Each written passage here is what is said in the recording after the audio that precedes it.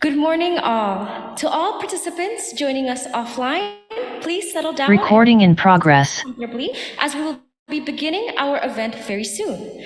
For those who are with us online, don't forget to remind anyone and tune in with us until the end, and remind anyone who has not joined the Zoom room to come hop in. My name is Shafa Anargia from Scandinavia Community UGM, and today I'll be serving as your Master of Ceremony. Welcome to Universitas Gadjah Mada's public lecture on Europe's energy crisis, global climate commitment challenges, views from Norway and Indonesia, alongside the Norwegian Embassy in Jakarta. A very warm welcome to our honorable guests who are attending today. Representing Norway, we have Her Excellency Rut Kruger Giverin, who will be delivering a keynote speech on the effects of the European energy crisis on global climate commitments, a view from Norway. In addition, we have the Dean of the Faculty of Social and Political Sciences, Dr. Wawan Masudi. We also can't forget our honorable speakers and wonderful panelists, Angga Kurnia Imban, who is the project manager for PT Tinfos Hydropower Solutions, Putra Adhiguna, who is an energy economics and policy specialist for the Institute for Energy Economics and Financial Analysis, and Raras Cahya Fitri, who is a lecturer in Gadjah Mada's Department of International Relations. Now, before we kick off today's events, our time here would not be possible without collaboration between the Norwegian Embassy in Jakarta, the Faculty of Social and Political Sciences, the Research Center for Politics and Government, or POLGOF, the Citizen Engagement, Transparency and Transnational Natural Resource Engagement, or CITRES, and Scandinavia Community UGM. All right, to kick things off, let us welcome Dr. Wawan Masudi, who will be giving us his welcoming remarks. Please give a round of applause for Dr. Wawan.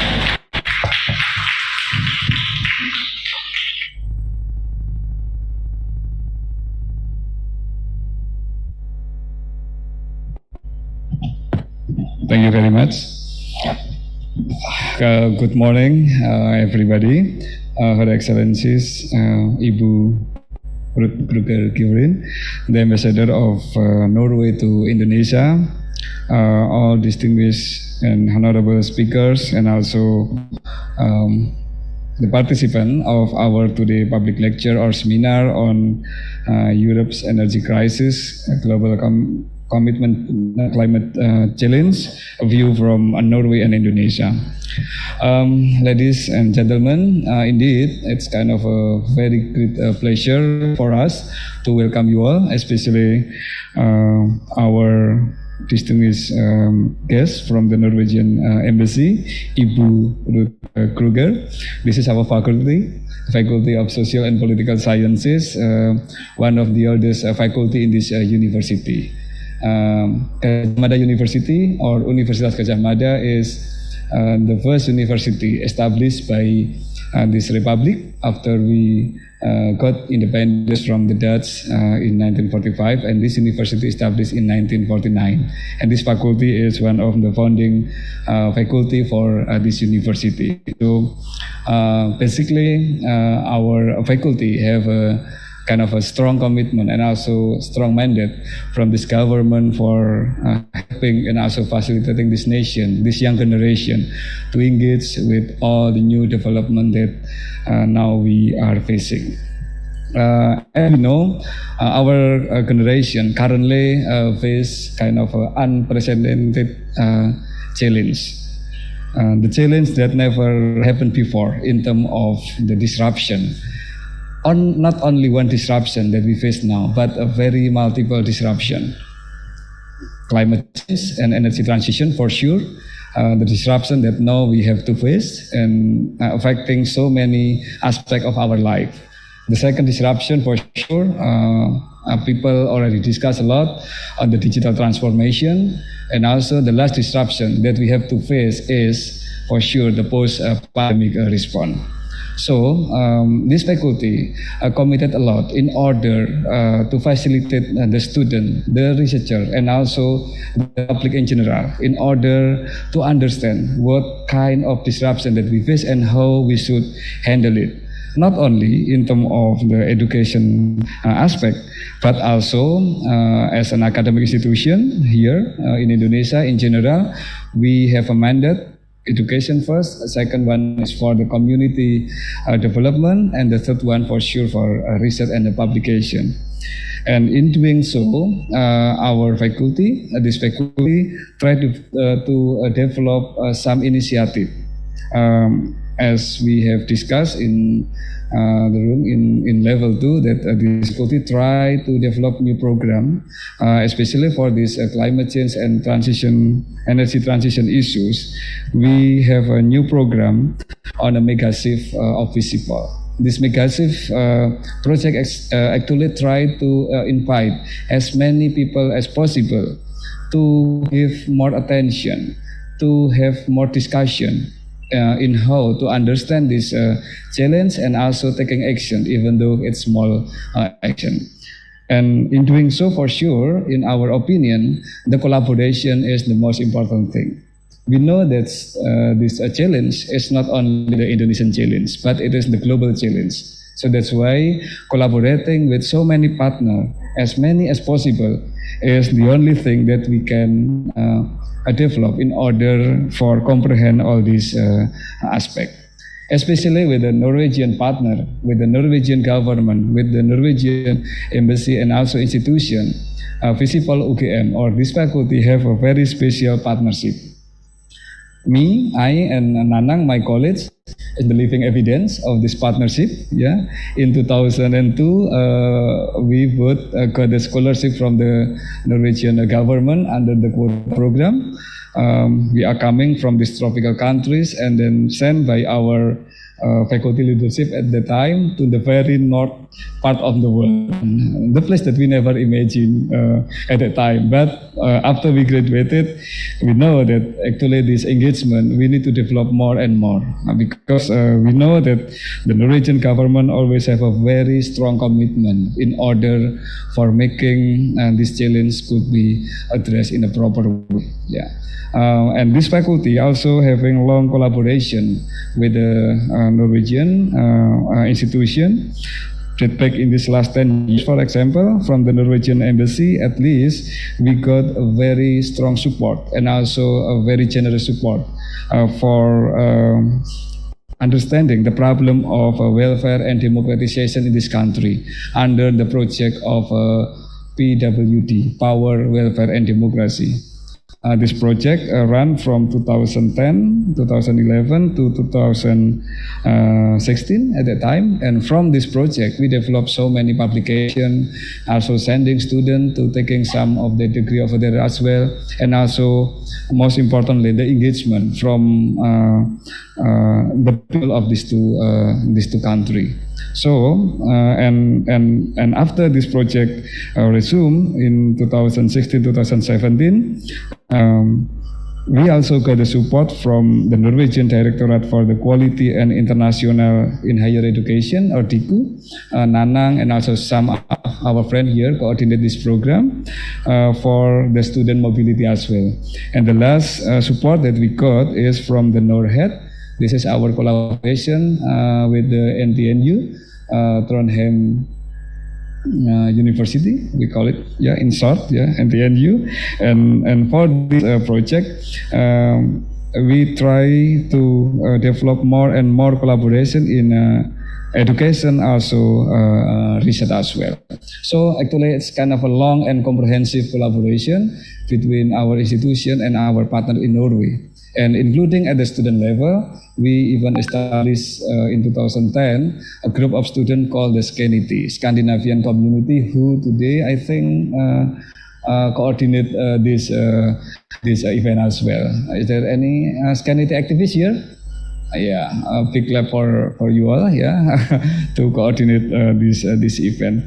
So, Her Excellency's Ambassador, indeed, we are so happy for having this collaboration, and hopefully we can develop, or we can have more and more collaboration in order for taking these issues, especially on the climate challenge and also the energy transition.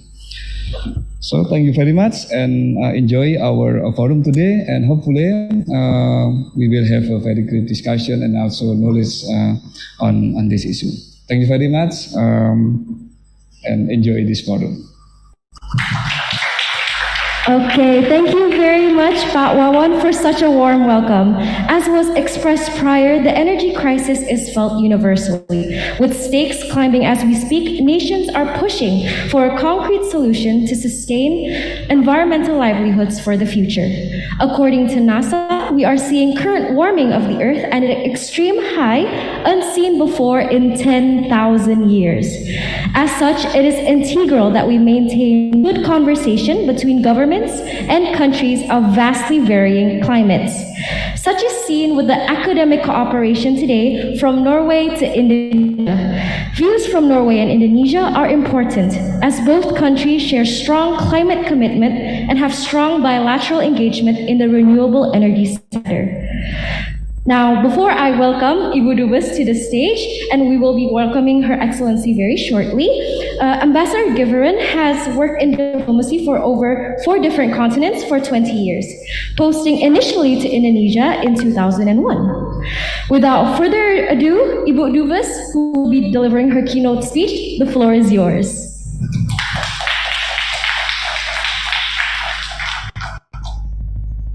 Selamat pagi.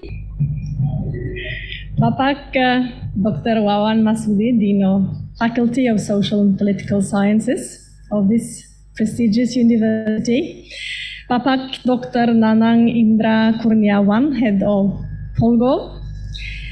Dear students, Indonesian students, Norwegian students in particular, ladies and gentlemen, first of all, a few words on a more personal note. I am so excited to be here in Jogja. In some ways, are also a living proof of the many, many years of collaboration between our two countries, because I was, as you kindly reminded me, here 20 years ago, more than 20 years ago. It was my first posting as a young diplomat. And actually, the first place I came to was Jogja. At the time, I was learning Bahasa, but I had two very young children with me at the time. So unfortunately, I didn't have the chance to explore so much of this beautiful city. But now we're back, and this has been like my number one priority since I came here last year as ambassador, coming back to Indonesia. But because of COVID and other restrictions, it hasn't been possible. So now I'm here finally, and very, very excited to be here. And thank you so much for inviting me to speak of this very important topic. Just to say also, we've been here for a couple of days, had a very interesting program. We met the Sultan yesterday. I've been to see a batik workshop, and last night we went to, what's it called? Polawas? Yeah, with the young crowd listening to music and having nice food. So I was thinking, I hope my 3 children, who are now all students at NTNU, the university in Trondheim, they will come here over Christmas, and hopefully I can bring them to Palawas to enjoy some of the student vibe of Jogja. So I'm sure they will be very excited about that. Now, Jogja is also, as you know, the Center for Academic Excellence, and this is where young people come from all over Indonesia to study and to learn about the important topics you mentioned, those 3 challenges, but there's a wide range of challenges. And we know, I know this from people I meet, like Ibu Menteri, Negeri, Retno Marsudi, very proud of her academic background from Gajah Mada. I know a lot of the leaders of Indonesia, future leaders of Indonesia, will have been at this university. So for us at the Embassy of Norway, it's very important to engage with people like yourself. For many reasons. We know that you are the future leaders. We know that the knowledge that you bring with you from universities and from open debate, open discussions is really, really important when we have to solve the big global challenges together, because they can only be solved together. So it's a great pleasure to be here, and I have been asked to present perspectives from Norway on the ongoing energy crisis, on global climate commitments, as well as our bilateral climate partnership with Indonesia. Is somebody running the presentation? There we go. Thank you. So, as you know, the backdrop for almost any discussion on energy today is the war in Ukraine. And before really starting, I need to just say that the Russian invasion of Ukraine is first and foremost a humanitarian crisis and a blatant violation of international law. But, as we know, it has also seriously impacted the energy situation in Europe, and the dislocations in energy markets caused by the war are also felt in other corners of the world, including here in Indonesia. Before I continue, I believe it is important to have some context regarding Norway's role in the European energy market. Norway is the largest producer of oil and gas in Western Europe. Before the war, we accounted for nearly a quarter of Europe's gas imports and about a tenth of its crude oil imports. So you can see Russia with 39%, Norway 25%. Today, in a situation where Europe wants to become independent of energy imports from Russia, Norway will remain a stable and predictable supplier of oil and gas to Europe. In terms of electricity production, Norway's domestic energy production is 98% renewable, of which the majority is hydropower. And I'm very happy that my great friend and colleague from Tinfos will be talking afterwards to also say a few words about what Tinfos is doing here in Indonesia. However, even though our energy production domestically is renewable, this does not mean that we are insulated from record high electricity prices in Europe. Because Norway is part of an integrated electricity market in Northern Europe with cables connecting us to the UK, to the Nordics, and to Northern Germany. And in our integrated electricity market called Nord Pool, it means that electricity flows to wherever the prices are highest. And this means that high prices in our neighboring countries translate into higher prices also in Norway. As you can see. As you can imagine, this has triggered intense debate in Norway in recent months. Why should we pay these high prices if we could supply ourselves with renewable and cheap electricity domestically? The question is that many people are asking themselves is, should we reverse the integration of our electricity market with our neighbours in an attempt to lower prices at home? And compounding this issue is an unusually dry winter and spring, which has left many of the hydropower reservoirs in southern Norway with historically low levels of water for this time of year. So hydropower, as you can imagine, is really dependent on the weather. And to conserve and build the reservoirs for winter months coming this year, the Norwegian government has decided to curb electricity exports until our reservoirs are at sufficiently high levels to secure electricity supply for the coming winter. Record high electricity prices have also led to discussions about setting price caps for electricity. However, the consensus among experts in Norway is that artificially fixing the price does not address the root cause of the problem, which is a lack of supply. Instead, it risks distorting important market signals. It can encourage energy waste, and it prevents efficient allocation of resources. However, securing access to energy is not the only challenge Europe and the rest of the world is facing.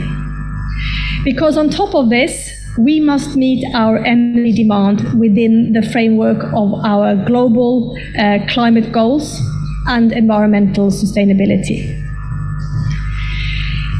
In terms of global climate commitments, it seems likely that in the short term, in the situation we're in now, countries will turn to whatever means necessary to ensure energy security, including energy sources like coal with high CO2 emissions. We already see evidence of this in the larger European economies, such as the UK, Germany, and Poland. This is not a situation that we planned for, and I don't think this was a situation we expected when the Paris Agreement was signed in 2015. So it's both an unfortunate and an unplanned situation. But it need not be a significant setback for achieving previously agreed global climate commitments.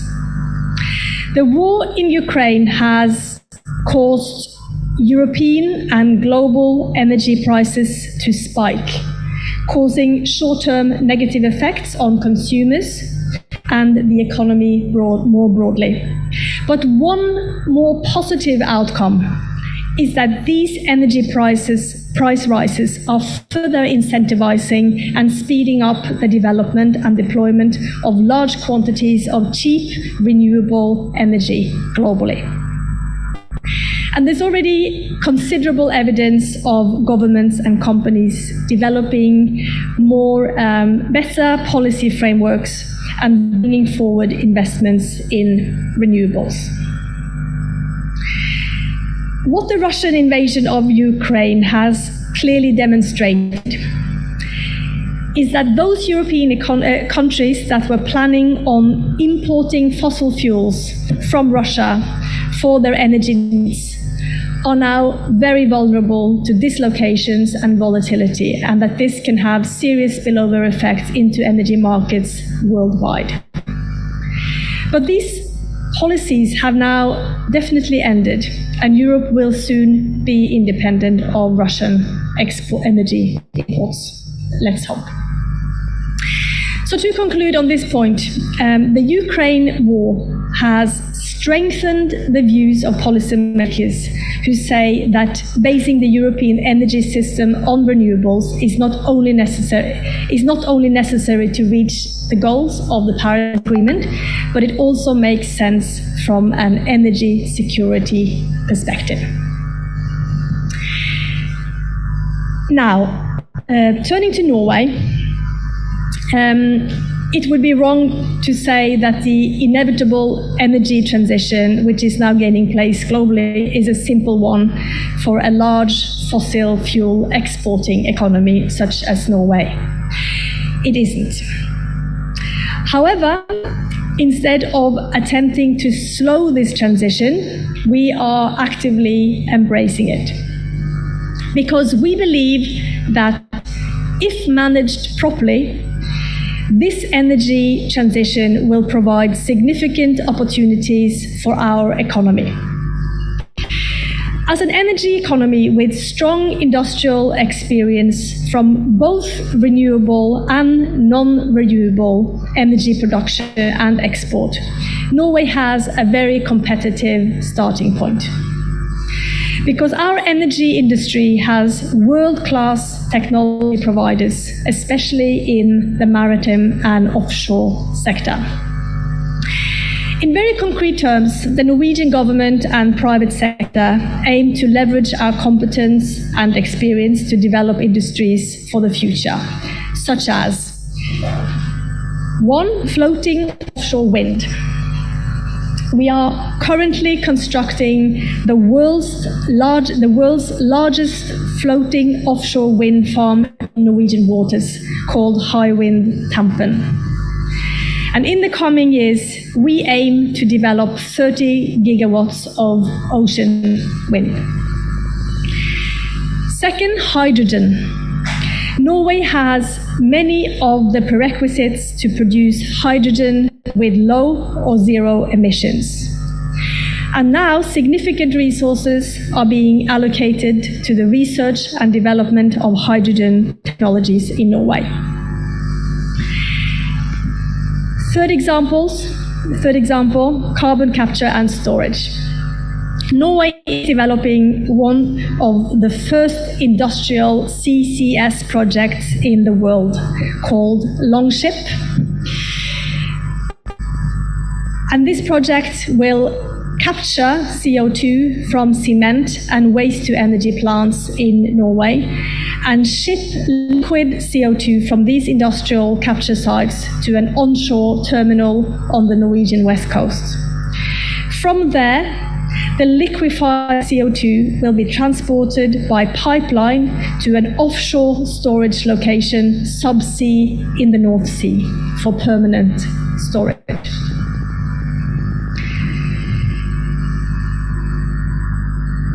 Now, a few words on Norway's global commitments. A large portion of Norwegian development assistance is dedicated to reducing emissions globally. And there is broad political consensus in Norway that the budget for development aid should be fixed at 1% of our gross national income, which is a significant amount of money.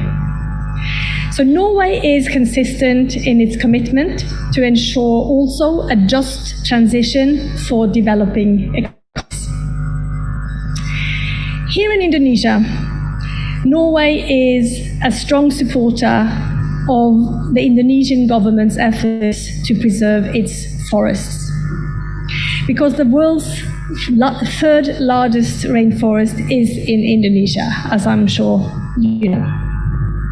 Indonesia also hosts some of the largest areas of peatlands and mangroves in the world. The forests, peatlands, and mangroves store enormous amounts of carbon. This is of vital importance not only to Indonesia, but to the global climate and for biodiversity. At the same time, we know that historically, land use change, which includes deforestation and forest fires, has accounted for most of Indonesia's greenhouse gas emissions. And therefore, it is critical that Indonesia has now dramatically reduced deforestation. And this is not only a critical achievement for Indonesia's climate targets, but it is hugely important for the world's collective ability to reach the global goals of the Paris Agreement. Norway has been a long-standing partner of Indonesia in supporting its work on forests.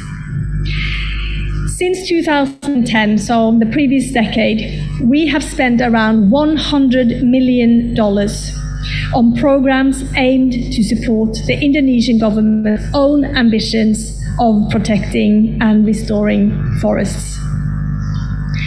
Now, if some of you followed the news just a week and a half ago, you might have seen that Indonesia and Norway have now agreed to start a new partnership on climate and forests.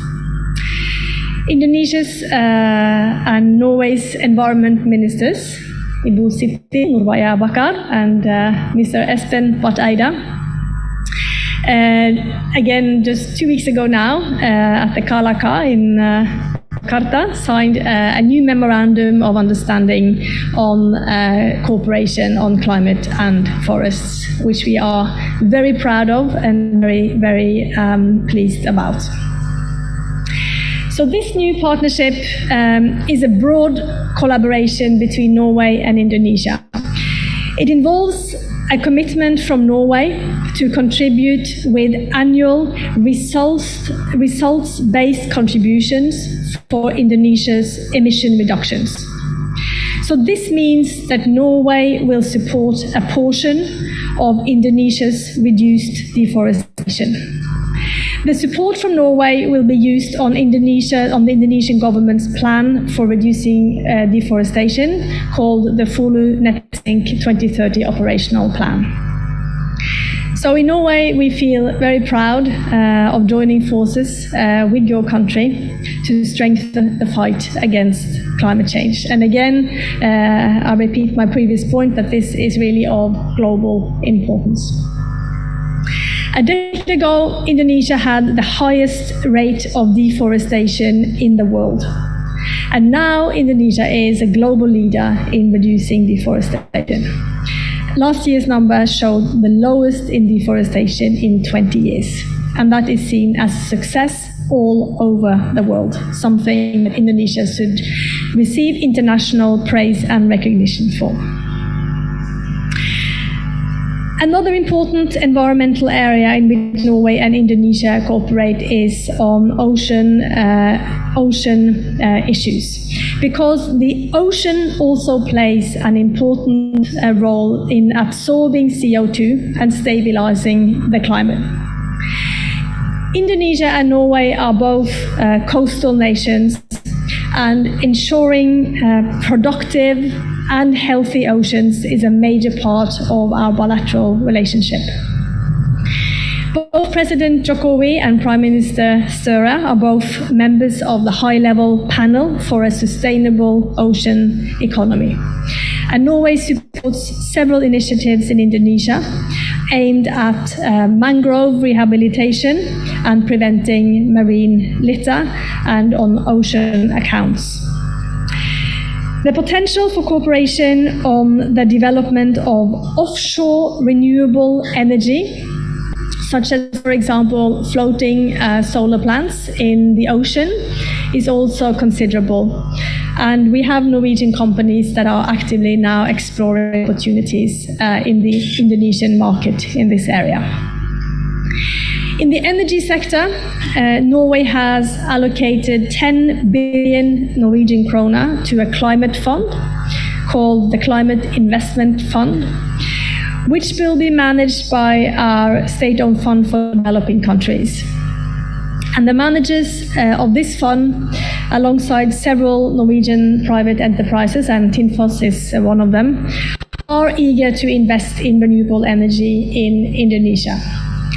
However, and I'm sure we'll hear more about that later, the fact is that currently the regulatory framework for energy in Indonesia does not really favor renewable energy. Now, I know that Perpres 112 was released only a few days ago. We've done some first analyses on that. It seems like it's going the right way, but I think there are still some issues that remain. So as of today, it's still quite challenging for foreign investors to identify commercially viable renewable energy projects in Indonesia. And the challenges that we face by renewable developers and investors is also a topic we discuss a lot with our counterparts in the Indonesian government. So, I hope this overview of Norwegian perspectives and initiatives have been interesting and a good starting point for our discussion. I want to highlight again that Norway will remain a stable provider of oil and gas to Western Europe.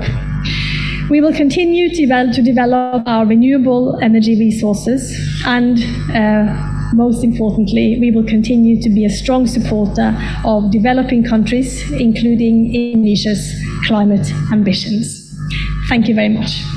Thank you very much, Ibu Dubes, for your presentation. May I take a seat at the sofa on the stage? Ibu? Thank you so much. Okay.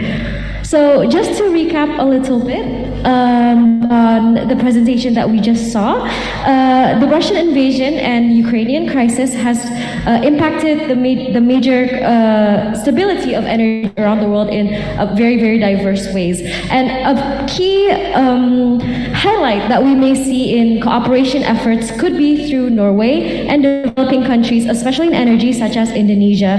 And now I'm sure that many of you cannot wait to delve into this topic even further with our panelists. However, to open up the discussion, we have Mbak Taskia Nur Shafira, who is the Program Manager for Norpat UGM NTNU and staff of Polgov UGM. Mbak Kiki, the floor is yours.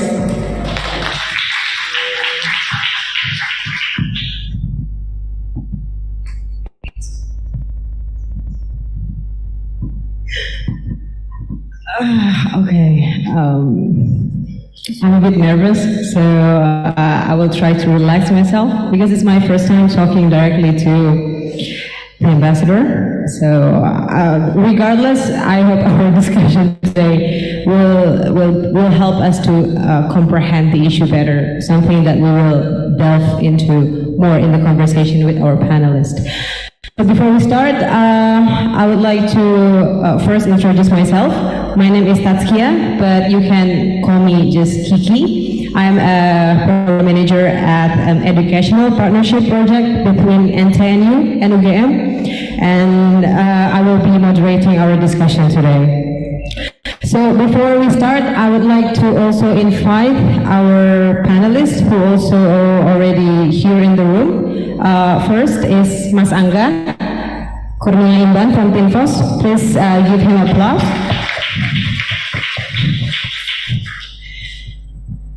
Tunggu Mas. Di situ mungkin Mas.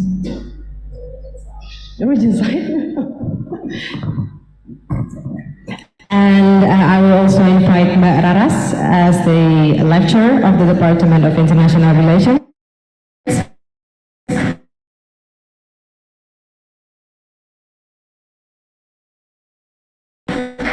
Come again?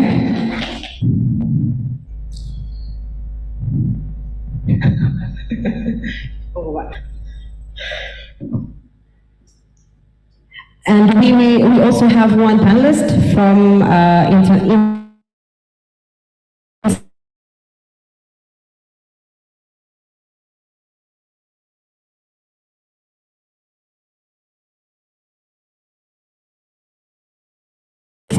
will be joining. Okay, yeah, we can hear you well. Can you hear us good from here? Yep, all good. Okay, perfect. Yeah, so these three panelists, along with the ambassador, will be here discussing with us regarding the topic that the ambassador has also mentioned in his keynote speech. But I would like to start with a small context of our discussion. I want to tell you that our discussion today will be very interesting because of two contexts. The first one, like the ambassador has said, Europe and the world is facing an energy crisis now. We know the shortage of supply to the Europe has, caused a multiplier effect, which also affect Indonesia as one of the countries that involved a lot in this production of energy. And we know that we have been experiencing a price hike in the oil and gas price in Indonesia. We just experienced it very lately. And then the electricity bills has been tripled. The ambassador has also showed the data of how the price development of the electricity has been in the very high stake now. And now the country has been trying to secure their access to these energy sources, especially because the upcoming months they will experience winter, and now securing this energy seems to be the most prioritized agenda of a lot of countries. But at the other hand, we also have this global climate commitment that we want to reach this carbon neutral target. Several countries has announced their commitment regarding net zero emission in 2050, and one of the key components of this energy transition is that we have to shift our use of fossil fuel to the non-fossil fuel energy. But as we see today, a lot of countries has been considering to turning back to the use of fossil fuel gas plants, the coal power plants, the nuclear sites. A lot of countries consider to reactivate that so that they can secure their access to the energy. And this posed serious challenges to our commitment and as to question, what is the future of our global climate commitment? And why is this crisis basically happening? What are the impacts of this crisis to the global energy market and also the geopolitics of global energy transition? And it is interesting also to see to what extent the crisis that is happening now change the way we define and we conduct energy transition in the future. And we can also touch upon what is the best way to navigate this dilemmatic situation so that we can ensure that we have reliable sources to the energy, and we can also strengthen our commitment to the global climate goals. So today we will hear from three different perspectives. Earlier we already heard the ambassador delivered a very intriguing speech because as we can highlight, the ambassador mentioned that how one country can be very vulnerable when it depends on fossil fuel imports to another country.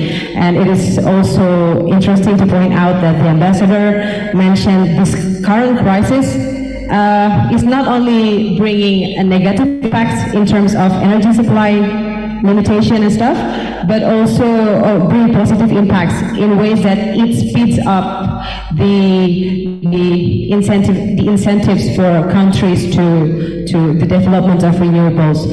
And one thing that the ambassador mentioned as well is that this energy transition process that we are having now and the concern towards energy security probably cannot be separated from one another, because the development of renewables can be one way to integrate both. And Norway has been working very closely with Indonesia to support a lot of developing countries meet their targets. And along the ambassador, we will listen to different perspective, which is first from the company's perspective, which is Tinfos, and Mas Putra Adhiguna from economic specialist. And then the third one we will hear from Mbak Raras, which is from academic perspective, as she's a lecturer. And we will start first with our discussant, which is Mas Angga. I have to read your CV. So, Angga is basically a project manager at PT Tinfos Hydropower Solutions. It is a Norwegian-based independent power producer, which has been operating in Indonesia and help Indonesia to build its hydroelectric power plant in several areas. And Mas Angga has been involved in several hydropower plants project in Lobu sub-district, which is in Central Sulawesi, isn't it? And Baturi sub-district and Nagajaya sub-district as well in Indonesia. And Mas Angga here will talk regarding the opportunities and challenges related to the technicalities and the investment environment of renewable infrastructure in Indonesia. So Mas Angga, you will have 15 minutes and the floor is yours.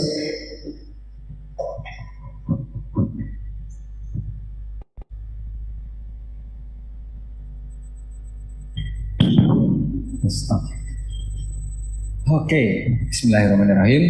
Assalamualaikum warahmatullahi wabarakatuh. Good morning, ladies and gentlemen. What a remarkable opening speech from Ibu Ambassador. Also an insightful introduction from Mbak Kiki. First of all, I would like to convey a message from Tinfos AS Board of Director, our principal back in Norway. Unfortunately, they couldn't participate in this important event, but they are pretty sure that this event could be a perfect example for a similar event to come. Next to our honorable host, GAM University, Bapak Dekan, Pak Wawan, Pak Nanang, fellow lecturer, fellow academic society, and all the participants in this auditorium.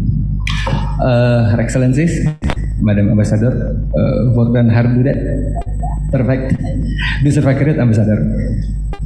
Thank you for inviting Tinfos AS to participate in this insightful event. We are sure Tinfos AS is there to call every support call from embassy. So I would like to start from the presentation. This is our basically template presentation to stakeholder partner similar event like this. First of all, I would like to rise about the initial presentation from Ibu Ambassador in regard to the decreasing in productivity of electricity back in Norway in 2022. It because of the decrease in Mother Nature ability in regards to the resources for generating the electricity.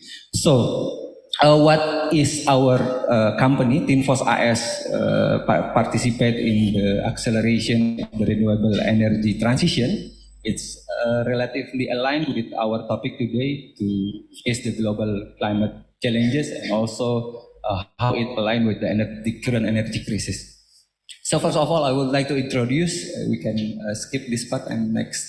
Our vision is to accelerate the global transition towards the clean energy future. As we know that Indonesian mixed ratio energy is quite high at the moment, around 99%. But however, that mix of energy is coming most from the fossil base of energy.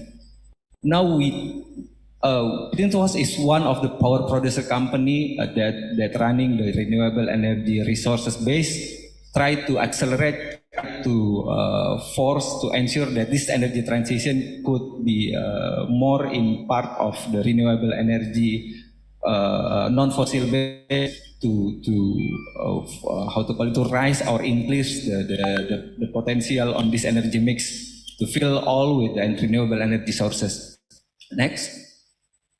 Our mission is to develop, finance, construct, and operate in high-quality hydroelectric power plants, because that is our expertise from long period of time, coming from our principal back in Norway, creating environmental, social, and financial value in the selected markets, which is high potential here in Indonesia.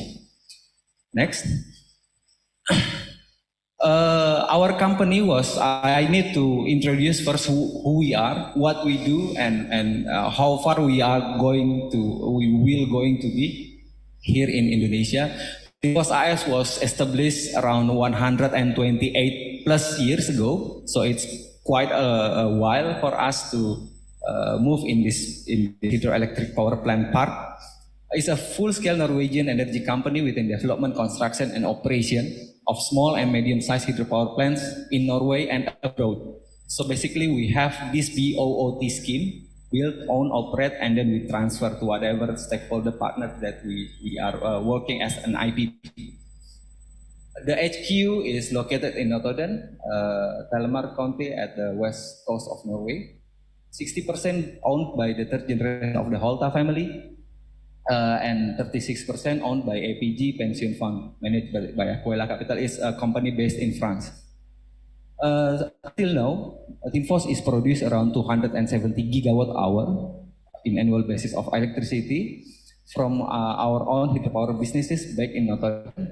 And we have construct and put into operation around 350 gigawatts since 2009 until now, which has been sold through the OOT scheme as an IPP. Also, we have a long-term roadmap that enhance our expanse of the knowledge of how to develop, build, construct, and operating the hydropower plant to abroad, especially here in Indonesia. We have also some project in southeast part of Europe, which in Balkan. Now we have up and running in North Macedonia, as what we do here in Indonesia. Next. We are the purpose-driven organization. We are, which well known as 3C. We have our cause. To have our cause, we have to be creative, and to be creative, we have to be consistent. That is our purpose as a special purpose-driven organization. We create the value for our stakeholder partners. Also, we taking into account with high consideration in terms of high safety environment and environmental social governance standard for internally and externally. We have also produced the clean hydroelectrical production, contributing to sustainability for the future generation. That is what we are aiming to do in the here and so forth. Next.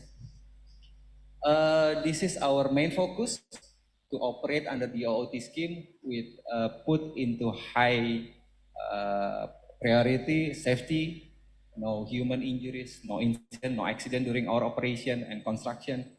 We must meet the high standards, quality on all levels. We try to deliver the commercial operation on due time. We have to ensure that the cost of operation, cost of construction is not having an overrun. And in terms of social responsibility, environmental resilience, sustainability responsibility, we need to ensure that no faults or all the compliance are complied. Next, I think this is the same. Okay, now we are talking about what we offer, what we are having in terms of technology, what is the differences between all the power plants, hydroelectric power plants that have been built here in Indonesia.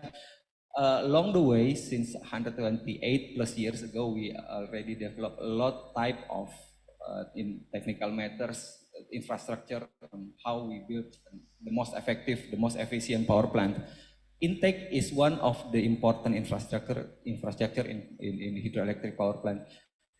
This divert the river, the discharge of stream river into the waterway, waterway channel, and at the end it will fall into the turbine, which is generate the electricity. We have a plenty design for this intake or solution that we can offer. Next. Same with the weir. There's three common type of hydroelectric power plant. One is run-of-river scheme. Second is with the pondage or reservoir, or we could call it a dam. The third one is pump storage. What we are expert until now is the run-of-river schematic is the most efficient and the most reliable power plant in regards to how we build the hydroelectric power plant. Next. Also, Norway is very famous on how to build a tunneling system. So that is what we have been also offering in terms of technology in the most efficient way to build a power plant. Next. Power station. This is on the place where the electricity is generated in the most efficient, in the most effective way. Okay, Tinfos 1. This is our first power plant up and running since 1912 and 1955, deliver around 250 gigawatt hour in annual basis. Capacity of the plant is 44 megawatt. So basically this is not only the power plant, but this is also a legacy from Tinfos, a world heritage coming from the industrial era. So this is what we have been proud of, still up and running until today. Yeah, contribute around 200. This is the schematic of run-of-river hydropower. So basically, this is having no harm to the nature, to the mother nature, because we only borrow the stream from the upstream river, and we are going to spill it back into the downstream of the river. We only borrow the discharge and take it to convert potential energy into a kinetic energy to run the turbine. No need. Okay. Yeah.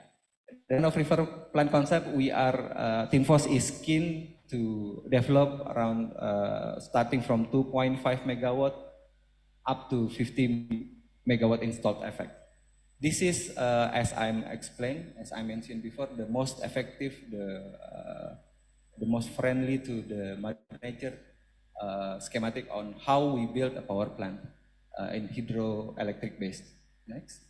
Also, this one is aligned with the UN SDG, United Nations Sustainability Development Goals. Next, there is a several number.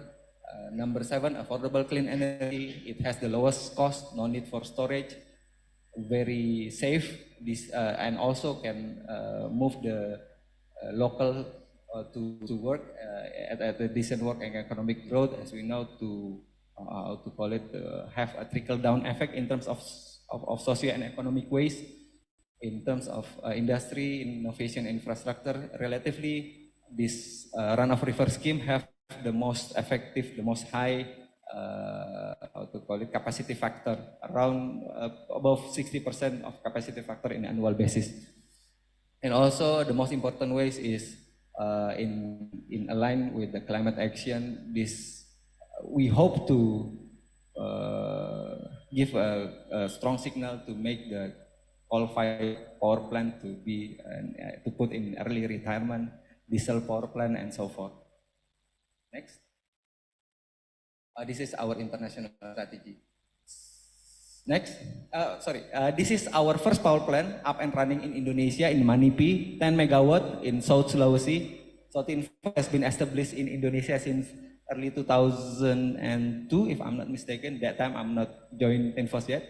And we start to develop this project in 2007, put into operation in 2011, and put in running until now. Deliver around 10 megawatt. Around 70 gigawatt hour in annual basis, with above 60% of capacity factor. Next. This is due to what is our international strategy is to push or expand what we have known in a long term of TINFOS knowledge in how to build the hydropower plant throughout the 128 plus years experience within the green energy business to support, grow, and involve. The board of director of TINFOS AS decided to strengthen the hydropower activities of an international basis. And Indonesia is one of our high focus. Next. This new market carries a high potential, becoming a strong continuation of the current SHP, the small-scale hydropower activities that TINFOS perform today. One of our goals to achieve this objective is to establish and invest in partnership agreements with owners, existing owners, in terms of develop the greenfield power plant, or even we are trying to establish also with a local partner that have the same interest in regard to build the renewable energy power plant basis of hydroelectric power plant. We also engage with several funding investment partners such as NORAD and Norfund to build not only the power plant but also to ensure that the power plant that TINFOS would like to build having a proper infrastructure, having a proper, how to call it, human enhancement inside it, and also we offer exchange in terms of knowledge. Next. In terms of this student, this is our team here in Indonesia. We have an office back in Jakarta and established since, the entity is established since 2019. We have TINFOS AS, our principal back in Norway, as our project management owner. We have TINFOS PowerTech AS as our operation and maintenance, and we have partner also in engineering specialist company called Bistol AS. We have already also up to now established two special purpose vehicle company. In order to build a power plant here in Indonesia, we need to go through we call it a pre-screening from the PLN, and each of the power plants need to have one SPV. So until now, we have established two SPV and ready to build several power plants that are already in our roadmap. Next. Okay. This is how we try to align with the global climate commitment challenges, as it is in our vision that TINFOS is committed to accelerate a clean energy transition, which is we try to push our best knowledge in order to ensure that, as I mentioned earlier, we try to push the energy mix more involving the renewable energy sources to replace the to replace the fossil base of energy. We aim to have to produce more than 700 gigawatt-hour clean energy in 2030. This also align with what have been stated in several events on climate change or sustainability event. We participate also in 2050 net zero emission actualization. In Indonesia, we know that the NZA is targeted in 2060, but we try to push it more earlier. Also, we keen to actively involve in knowledge exchange regarding the how to make more benefit in the run-of-river schematic time of hydroelectric power plant. And last, we push to have the people enhancement and nature resilience. So, in order to relate all of this objective of TINFOS, we have this Indonesia prospect, which we are working at the moment. We try to aim around 300 gigawatt-hour in 2030, and this is what we have been working on at the moment. The power plant that we try to develop, and we try to aim 50 plus megawatt installed capacity throughout Indonesia. So all of this is renewable energy, friendly to the mother nature, sustainability and nature resilience, of course.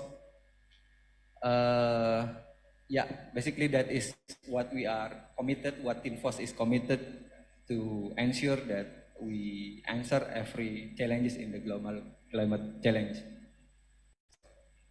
Thank you. Okay, thank you so much, Mas Angga, who have been exposing us with information regarding Tinfos and what Tinfos has been doing in Indonesia. Probably some of us is not very familiar with PT Tinfos, but we hope that in the future we can build a more connection with Tinfos, because it's very interesting basically to understand the perspective from the company. We rarely have the opportunity to speak with them, and now today we have a lot of the technicalities that Tinfos has been doing. We are basically, most of us, from the Faculty of Social and Political Science, so we kind of quite not new, but this is kind of data that is very valuable, that we also probably could be a basis for our future discussion. But from Mas Angga, it's very nice to see that Tinfos has a very long experience and basically expertise to build this hydropower plantation. And basically, Tinfos' focus in Indonesia has been to increase the renewable energy in the energy mix of Indonesia. And Tinfos has been expanding its market to Indonesia because Indonesia has potential resources of renewables.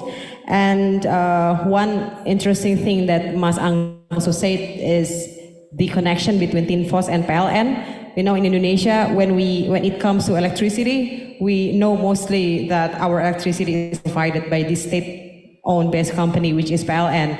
And maybe we can dig more into this connection later in the question and answer session, because we also want to see what is this independent power producer is doing and how it relates with PLN when they try to provide us with the electricity, which is renewables.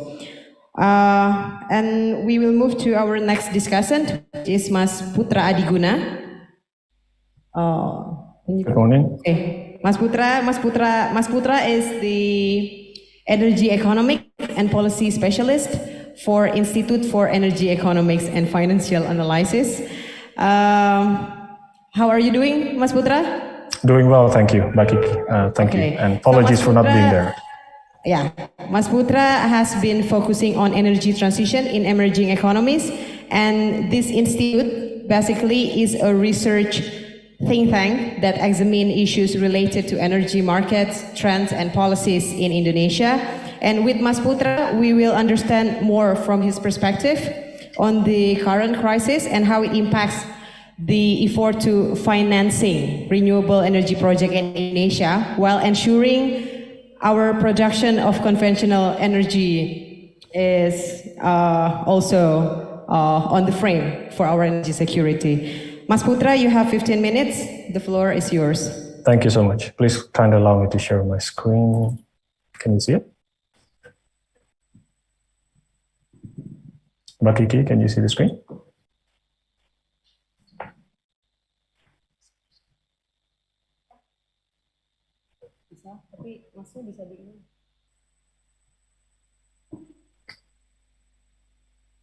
Mas Putra, would Yes. you mind trying to speak a bit? We need to.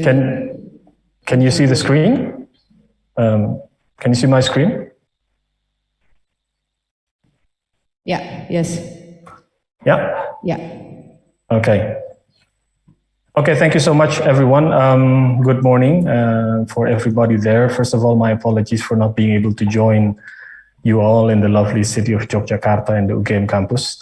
The Honorable Bapak Wawan and then Her Excellencies, Mr. Ambassador Rut Kruger, thank you so much for the opportunity. So today, my topic is, the title, as you can see, is a bit odd. I call it the vacuum between the fossil fuels and the renewable future.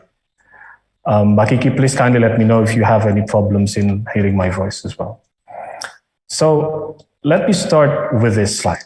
So to set the stage, whenever we talk about energy and Indonesia, it's so easy to put Indonesia into a single bucket.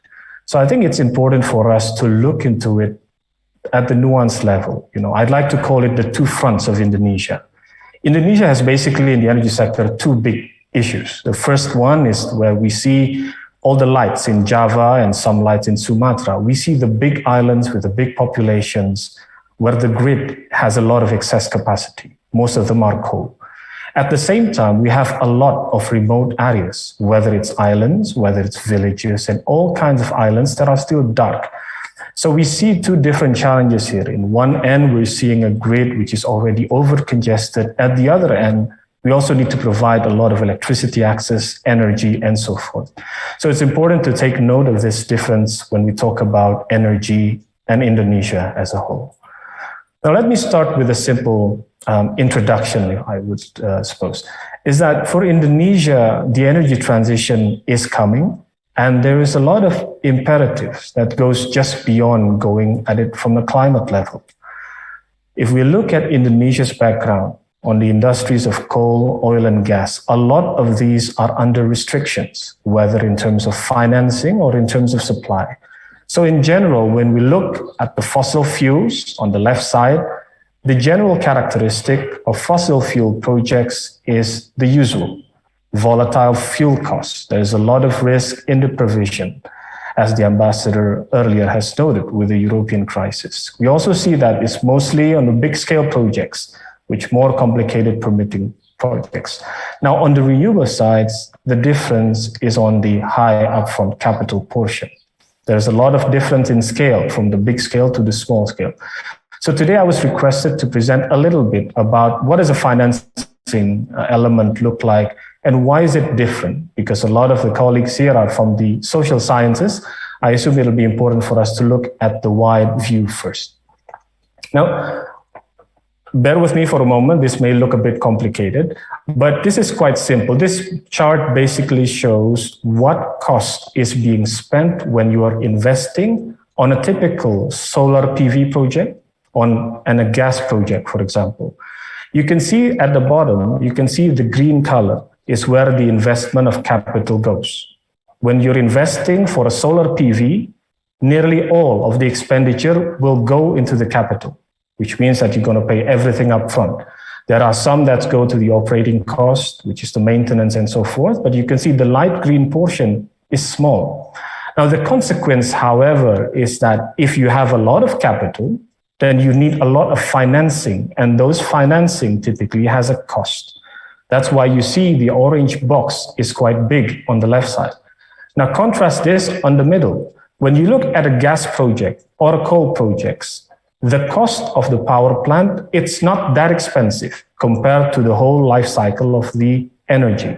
You can see that from the whole project for a gas plant, you're only spending 10 to 20% of the cost going into capital, while the rest is about buying the fuel, whether it's pipe gas, LNG, and so forth. Now, therefore, your financing cost will be much less than as you compare to a solar PV project. So this is the basic comparison if you want to compare what happened between a capital-heavy solar PV and a low-capital gas power plant, where the allocation of cost is different.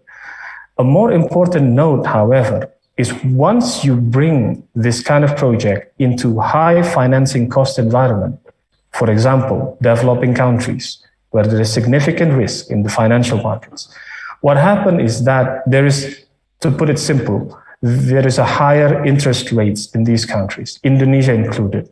So the consequence of having a capital-heavy investment in renewable energy is that you will have significant differences in terms of financing costs.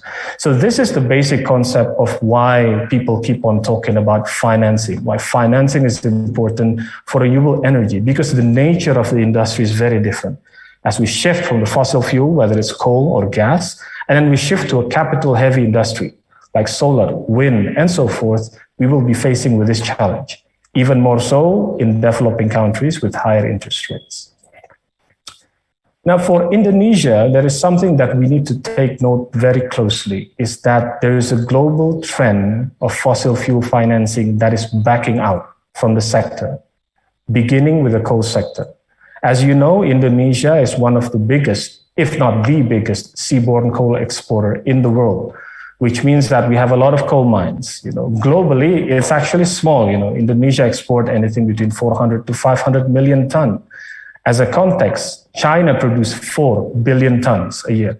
But Indonesia still relies on this. What we need to remember is that globally, there is so many financial institutions, whether it's public or private, that is backing out from the coal sector.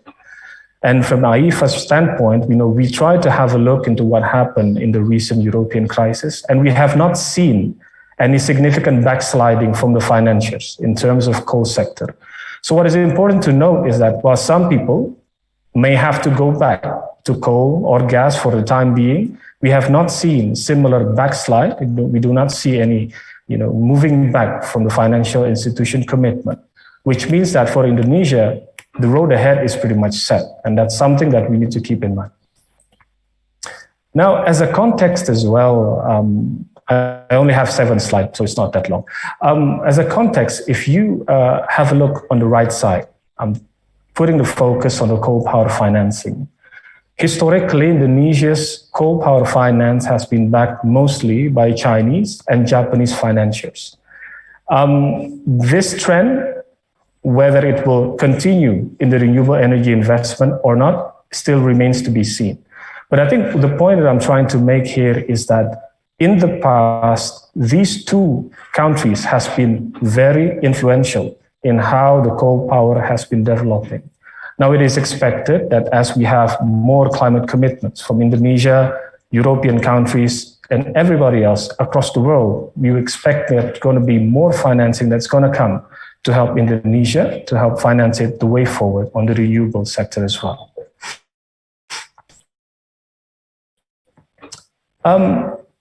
Now, if we look at Indonesia on the power sector investment, what you're looking at on the screen is the IEA Sustainable Development Scenario. So if you look at the light blue for a moment, you can see that there is significant increase that is needed in terms of power generation. So this hopefully will be filled only by the renewables. Obviously, there will be some political balancing act about maintaining renewables, fossil fuels, firm power, and then variable renewable energy.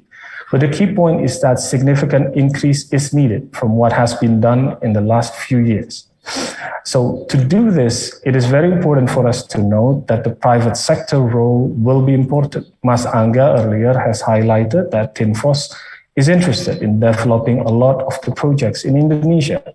It is impossible for PLN as a state utility to develop all this infrastructure, especially in power generation, on its own. So therefore, it's important for us to look into the investment side of this and to see how attractive will Indonesia be in terms of attracting foreign investment and domestic investment in developing the renewable energy. An additional point that I'd like to make is you look at the dark blue color. This is the electricity network. This is the grid. It's so easy for us to be focusing solely on the generation side. People like to say, let's switch the coal to the solar PV. But most of us should be familiar by now that there are different characteristics of coal power, which you can run at nighttime, and a solar power, which only runs in the daytime, which means that grid investment is important. Indonesia, however, has some challenge, if I can put it into contrast into European countries. European countries is blessed, so to say, with their ability to export and import energy, electricity between country borders. Now, Indonesia, for the moment, we're not there yet.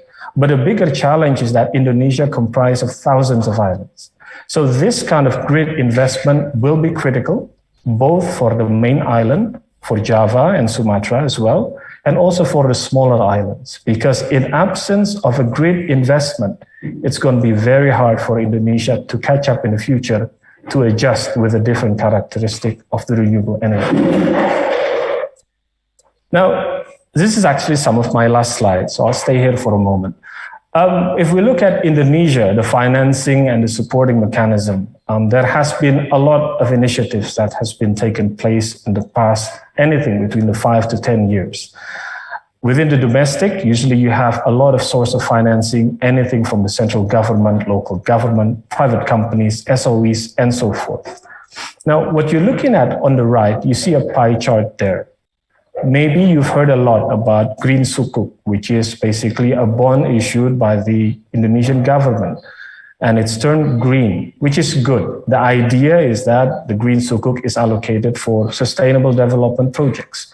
But take note that renewable energy only occupies 5% of the investment. So what this means is that so far we have not seen a big commitment coming from the Sukuk to be financing a lot of the renewable energy side as well. However, there has been a lot of good initiatives. What you're looking at on the right side is the SDG Indonesia 1. It's one of the Indonesian government initiatives through the Ministry of Finance, which helped to blend some financing from the public and private sector. Now, it is important, like when I put the context earlier, highlighting the role of the Chinese and Japanese in the power sector, because it helps us to put into context that international financing will remain critical. When we require a lot of investment in the orders of billions and hundreds of billions, it's going to be difficult for the domestic banks to do it alone, for a domestic equity owner to do it alone. So it's important for Indonesia to look at these very seriously. At the same time, we're seeing a lot of initiatives such as carbon tax, and we're also seeing things like green taxonomy. For those of you who are not familiar, it's basically some effort to try to differentiate green investment from those that are less green. So all these should be combined, and hopefully in the moving forward, we will see more commitments from the Indonesian side to build more renewable energy capacity. Because when we talk about energy security, earlier Ambassador already mentioned that security has a lot of definition, right? For Indonesia, let me imagine for a moment, on the coal sector, what happened if the financiers of all the coal mining backed out almost in its entirety? And what about oil production? All of us in this room are very familiar that Indonesia's oil production has been in decline since the early 1990s. So it is important for us to understand that for Indonesia, when we talk about renewable energy transition, it's bigger than just the power sector. It's about the entire energy system. This is my last slide. So in summary, I'd like to talk about the vacuum again. What I meant by the vacuum is that when the past fossil fuel investment is already draining up, it is important that there is only one way to look for Indonesia, and that way is forward. Whether we talk about the coal sector, whether we talk about the oil sector, it's very important for us to look forward more than anything. Now, market clarity and policy stability will remain important in this. So when we talk about market stability, what we meant is that PLN as a state utility, the renewable energy sector will need to be clear on where it's heading. The ministry need to set a clear directions. In recent year, we've seen some policy flip-flops. If I can say is that when we say that rooftop solar is increasing in its capacity, but then a few months later, PLN say it disagrees and introduce a different policies. So all these challenges will need to be addressed by the Indonesian side if we are serious, because there's a lot of investors that are willing to step into Indonesia, but in absence of policy stability and credible commitments, it's going to be very difficult for us to move forward. So again, I think it's important for us to look into Indonesia on the different side, different side in terms of the small Indonesia, the smaller grids, and the big Indonesia. Each of this has different approaches. But it's important that the only way for Indonesia to move unfortunately, is to move forward, but that can be both an opportunity and a risk, and we hope that the opportunity will be more dominant than the risk. So I think that would be all from my side. Mbak Kiki, I hope you can saw my slide and you can hear my voice quite clearly. Again, apologies for not being there in person to join you all in Yogyakarta. Thank you.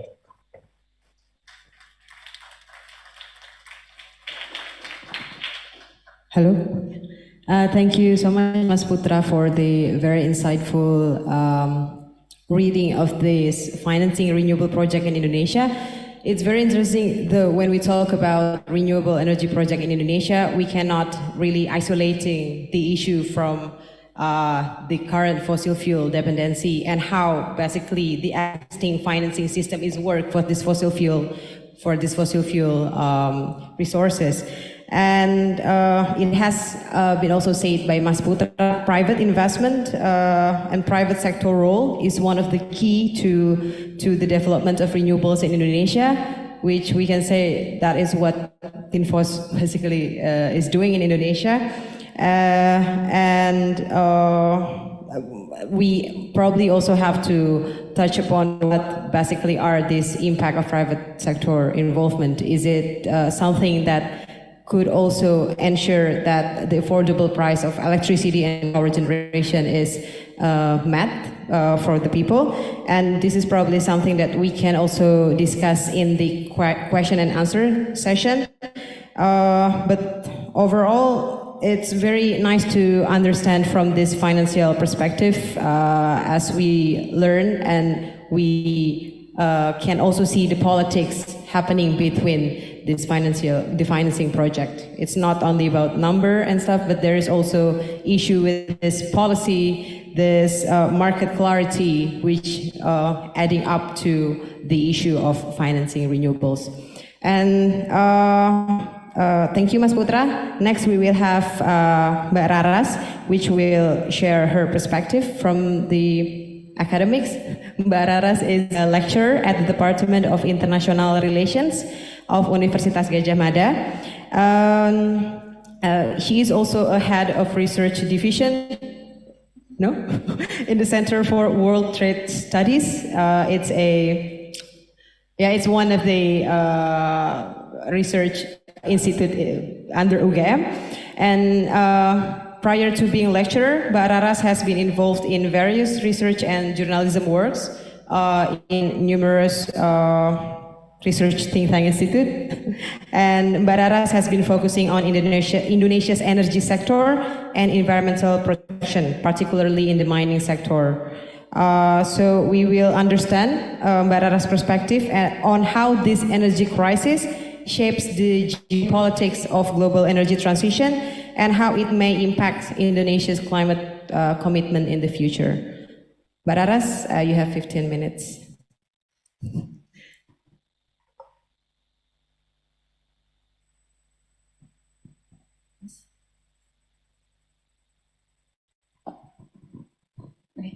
Thank you, Madam Moderator, for the warm introductions. Good day, everyone. Good day, Madam Ambassador.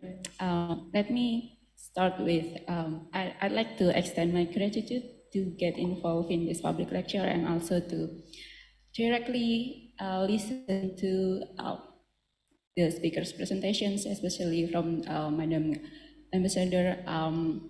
It's nice to see the global commitment is still there.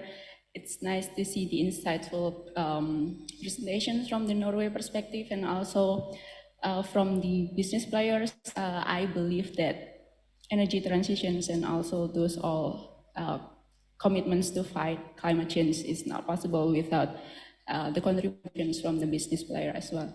And I was intrigued with your presentation before, Mas Angga, because I believe that to date, hydro sector is the biggest contributor in the renewable energy power generations in Indonesia and the biggest contributor in the energy mix of Indonesia renewable energies. Also from Mas Putra, very insightful presentations, I think, related to how the economic calculations, how the financial considerations actually also influence in the way of the global commitment itself for energy transitions.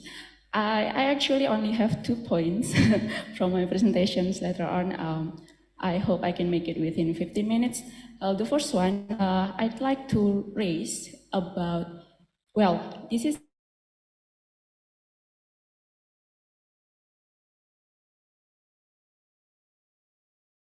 a bit of step back to look into the international environmental movement for energy transitions and also the mitigations of climate change. The first one, I believe that there are a lot of studies, there are a lot of research, there are a lot of scholars who believe that the biggest problem, the biggest challenge in the international environmental agreements, in the international environmental commitments is essentially the problem of free riding. Well, you know, the free riding means that one party will likely benefit from something without contributing to anything. That explanations, I think, dominate the discussion, the discourse related to why some international agreements on environment and also on climate fail or sluggish. It's not progressing very well. Why? Because there are a lot, not a lot, let's say some or maybe a few countries, a few governments thinking that the cost of energy transition is very high. Not only the economical cost, but also the political cost in terms of domestic stability, domestic political and economic stability. Why? Because if you're transitioning from fossil fuel-based energy system into the more renewable intermittent energy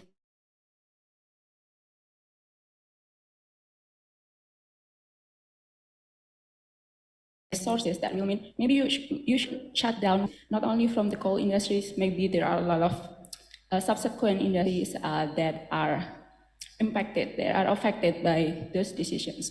That's why those local dynamics, those national factors usually, or let's say often contribute to the, well, there are commitments, but for the implementations, maybe that's the challenge because the cost is too high. I believe that in the last few years, there are a lot of efforts to try to reduce the cost and to reduce the cost from the bilateral cooperations, I believe, also from other mechanism within those international agreement mechanism to make the agreements more binding, more legally binding, so that people committed, they're not people, but countries are committed, and they pursue the goals together to reduce the carbon emissions.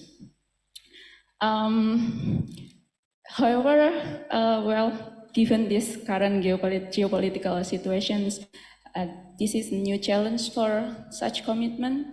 Why? Because, well, the national dynamics will be, it's not only the economical dynamics, but also the insecurity of the government who are responsible to provide the energy supply at the domestic market in particular, to the supply for the need of their citizens.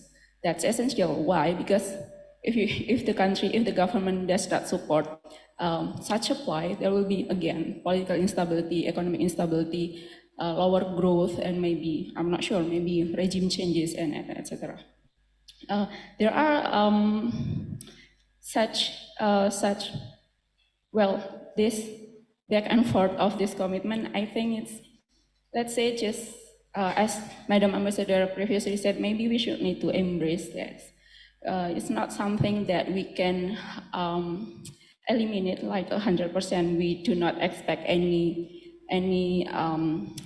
dynamics, because why? Dynamics is actually good. There are opportunity, well, let's say the silver lining of this all challenges. However, I have three things within these challenges. The first one, the challenge of embracing these new situations, of embracing, staying committed with the international agreement, with the national government targets, but at the same time also trying to, let me say, satisfy the national goals of providing the energy supply and also other economic growth related aspects to the citizens. The problem is then, the challenge is then, the first, Well, ensuring that the national stability in terms of this economic and political stability, despite such disruptions and the spike in price, will be challenging. Why? Because the first, if you are like Indonesia, we have some natural resources sector, we have coal, we have still some deposits, some reserve of oil. There are also a lot of mineral minings in this area. Maybe with the higher prices, there is this necessity to pop up the production, to increase the production of coal, for example. The first thing maybe because, well, it's as simple as we need the windfall profit that can be used for the development. However, if it's not in terms of biggest producer like Indonesia, there is maybe this kind of rational thinking related to this free riding issue that I raised earlier, that, well, maybe if other people use fossil fuel again, if other countries reactivate this coal power plant, well, maybe I should too. Why? Because people, those countries abandon their commitment, those countries try to be free rider. Why should we provide? Why should only us, certain country, provide for the cost? Carry on all the burden of transitioning this energy related transitions. Let me show you the, can we go to the second slide of the presentations? Yeah, let me show you, I cut some data. I have a lot of data today, so please bear with me. I have this charts from the International Energy Agency, which show how the current energy crisis, current geopolitical crisis related to Russia's invasion to Ukraine already making some how to say, not setback in renewable energy. There are still increase in investment in renewable energy sectors. However, in fossil fuel industries, there are pump up of this investment as well. Why? Because if you're not invested in the fossil fuel, it's unlikely to secure the supply in the future. We don't know how long the war will last. We don't know whether the future peace agreement, for example, will eventually make Russia lift their embargo to gas productions into Europe, etc. So fossil fuel producers pumping up investment as well.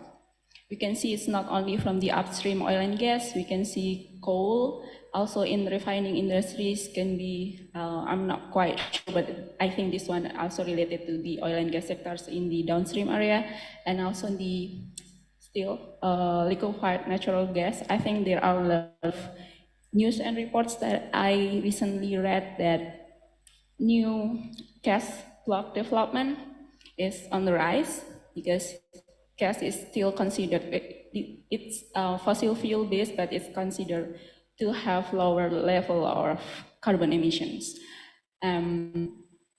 What happened to Indonesia? Can we go to the next one? Next slide, please. This is, I got this one from the Mineral and Coal Directorate General of the Energy Ministry in Indonesia. This, sorry, this is in Indonesia, madam, but this essentially show the productions and sales of coal in Indonesia from 2013 to 2022. This is real-time data, so this is the latest. Maybe I cannot say like today because I downloaded it yesterday, but just say that this is from until this month. So the blue one is the productions of coal in Indonesia. We can see that even if we are not in at the end of 2022, we almost have 500 million coal produced this year. Indonesia produced 600 million last year, million tons of coal last year, and it's not even reaching the end of the year, and it's almost 500 now. So there is this kind of increasing productions in the fossil fuel sectors due to the instability that I mentioned earlier. Most of those productions on the red bar is for export, so it's dedicated for the export. So I think it's almost half of the national productions to date that is exported. The market, I didn't check, to be honest, but the increase, some say that it is encouraged by higher demand from the Europe, from China. Okay, yeah, can we go to the next one, please? Yeah, apart from coal, apart from this oil and gas base, the geopolitical situations also, well, I believe this also affected in other mineral sectors. I have another chart, still from the IEA. This one shows actually how Russia is essentially also a big player in some mineral mining sectors. We can see from nickel, there are some types of nickel that the country is producing, and also rare earth mineral, which is very important for this deployment of renewable energy. We have some uranium, some copper, nickel. Russia is not the producer of nickel, but this issue, can we go to the next one? Can we go to the next slide, please? Yeah. The increasing tensions in Russia, between Russia and Ukraine, push up the price of other minerals as well. As you can see from the chart, the key material prices for renewable energy technology development is going high so far. There are increase in the investment of renewable energy. However, it might be because the increase of the material. I think we need to look more whether in terms of volume, in terms of scale, is also expanding. However, IEA has already highlighted that the increase in price in the last few years due to the demand and also due to the geopolitical situations push up the price, which make renewable investment more challenging than now. Can we go to the next one? I still have these correlations with the price. These are lithium, cobalt, nickel, and aluminum. I believe these are materials very necessary for the development of this renewable energy related to solar PV panel, also related to the battery productions, lithium productions. The interesting point is that, can we go to the next one? The interesting point, actually, there are a lot of producers in key materials for renewable energy development. One of it is Indonesia, of course, because Indonesia has fast nickel productions. Indonesia is one of the biggest nickel productions in the world so far. There are also research trying to provide more granular data related to the deposits of rare earth in Indonesia, but some says it's not that many for now, but however, some people say that with a more comprehensive research, there might be more deposits, there might be reserves, there might be more proven reserves that Indonesia can actually map to at least evaluate its potential for the rare earth mining industries. This brings me to the second point of my presentations, is actually how Indonesia can benefits from, not to say benefits, sounds like a bit, no. How Indonesia can turn these challenges, how we can turn the geopolitics challenges into a more opportunity. The first one I'd like to highlight is, well, Indonesia, along with other countries as well, we have a lot of commitments related to environmental protections.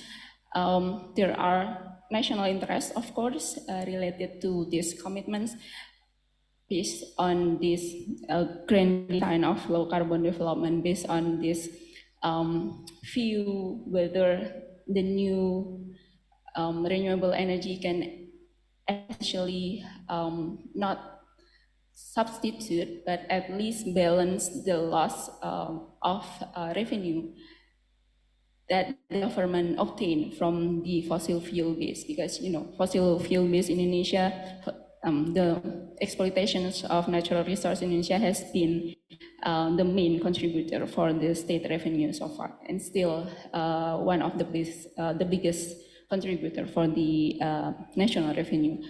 So Indonesia, well, developing countries with still low to medium, I think, adaptations of the new technology, there is this interest to also get the benefits of the technology advancements in the renewable energy sectors. And also, I believe Polgov already have this vast research related to how the downstream industries in Indonesia, especially in the mining sectors, are within the government strategy, national strategy, how the encouragement to build smelter for the mining sectors essentially try to push local competitiveness. That's Indonesia's interest so far. In terms of commitment, as Ambassador previously mentioned, Indonesia and Norway have a lot of bilateral agreements. Both have international commitments related to, well, Indonesia is related to the plan to reduce the contributions of fossil fuel into the energy procurement, energy provisions to supply the economic growth. And also recently Indonesia updated the plan to reach zero carbon emissions, which I also hope can also be encouraged and also be supported by the recent agreement that Norway and Indonesia assigned. I think so far as I understand, deforestation is one of issue. Carbon emissions from deforestation is one of the biggest issues in Indonesia, and the government, the proportions of carbon emission reductions are proportions from forest and the land change use is the biggest contributor for the reductions in the emissions. Indonesia also, this is also still in the commitment, but there is the leader commitment that there will be no new power plants license or permissions that will be issued by the government. However, this is also kind of mixed approach, I think, because the government still allowed the previous plan of power plant constructions to be continued. So there will be still additions of power generations from the fossil fuel-based energy in Indonesia. How we can turn it? We go to the next slide. I think this is the last one. Yeah. So, how again the questions? How then we Indonesia at least try to try to turn the challenges into this opportunity to be avoiding being a free rider in the international efforts of carbon emission reductions, and also in the realizations of the international commitments related to environment. There is strategic thinking. I'm thinking of several things here, but there is strategic opportunities. Why? Especially in the extractive sectors. Why? Because those alternative supplies of renewable and related industry materials from Russia, from China in particular, some of which can be actually supplied by Indonesia, some of which the nickel production, copper, cobalt, and maybe rare earth, there is a chance that Indonesia can also supply to the global market. The opportunities that Indonesia, so far still applying this active political and diplomacy, so it's not sidelining into certain blocks, certain global power is still trying to do this international policy independently. So that's the alternative. The alternative supply of renewable, the alternative supply of key materials for renewable energy development. As I showed in the previous slide, the Russia, I will say, immense economic resources in nickel, in particular, maybe because there is this geopolitical situations. There can be embargo, there can be bans on Russia's products. Also, maybe some buyers, some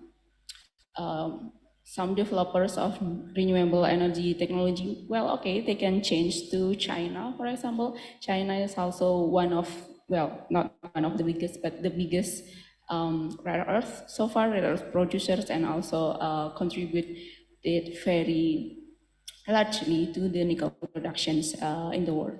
However, in the very recent development, I think this began late last year or maybe earlier this year. For example, the US government recently deliberating a new bill which will try to reduce the US dependency from imports from China, especially on the rare earth, especially on the, they say critical minerals, but I think I will prefer to say strategic minerals that are necessary for the technology, not only for renewable energy, but also for defense technology. The other one, as I already mentioned this earlier, so Indonesia has these resources, has this endowment in nickel, rare earth. I found some reports related to the potential for monazite, for cyanotime, and also zircon in Indonesia that will need these efforts to be sure whether we can actually benefits from this natural resource environment. Also, I mentioned earlier, these are commitments from Indonesian governments. There are commitments from business players to come into Indonesian market to at least open the opportunity, provide the technology so that the resources can be benefited. However, the problem will be on the stumbling block. What are the stumbling blocks? Well, this is classical, but the things related to technology adaptations, related to the skills that Indonesia has to develop more advanced technology, and also on the governance. I'm talking about the governance in particular related to the how the government, not only for the extractive sectors, but also the governance in the forest, the governance in the permit issuance of new palm oil plantations, for example, the coordinations between the central government, the national government with the subnational government, because Indonesia is in decentralization for now. And one important thing is the commitments by the government so far. I think the problem, let's say the challenge of the Indonesia's commitment for environmental protections, for carbon emission reductions, lies in the fact that the considerations,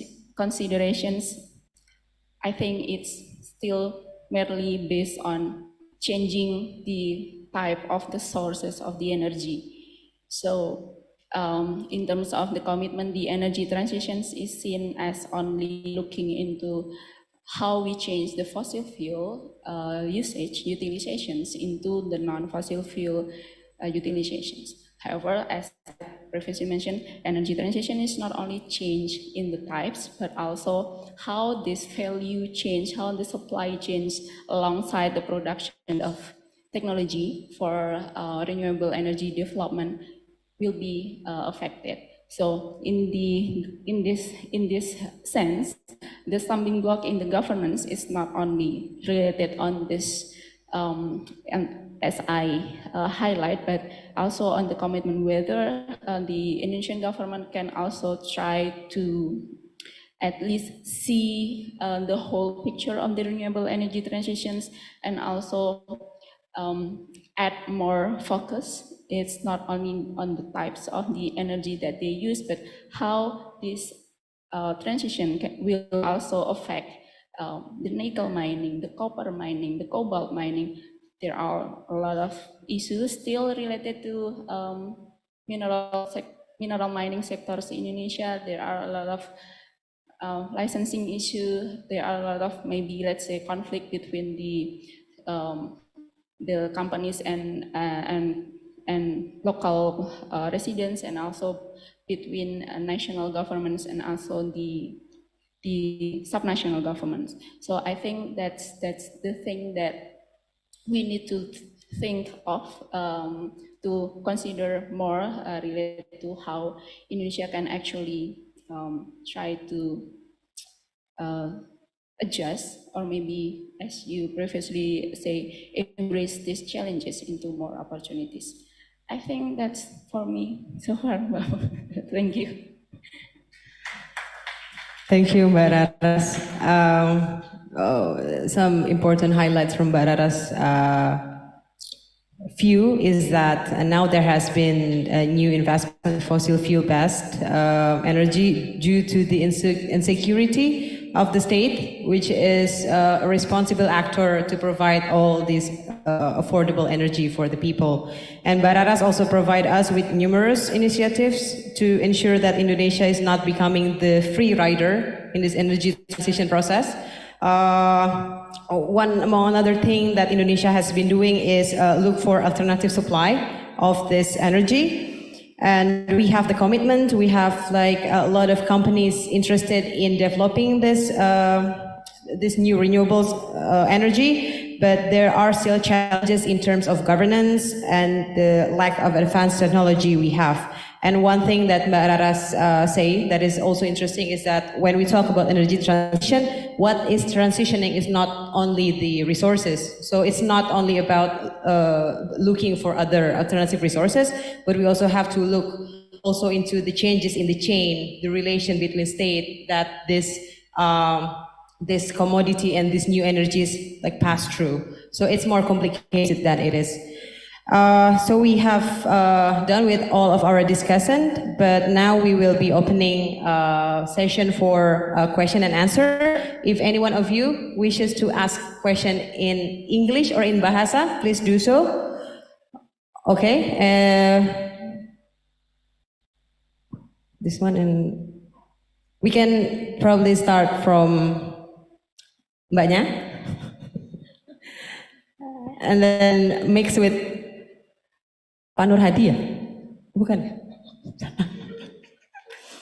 With Bapak? Oh, oke. Okay. Dan yang ketiga bisa Masnya, Mbaknya. Monggo, Mbaknya ini mikrofonnya.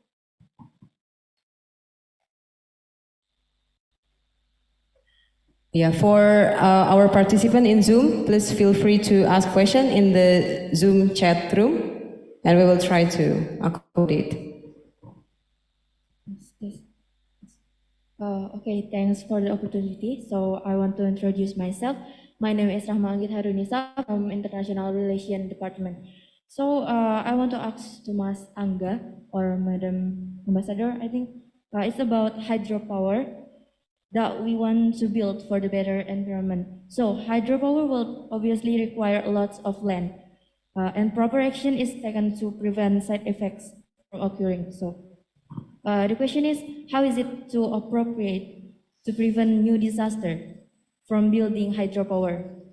And what strategy is being employed to propagate it to communities? So this question for me. Thank you.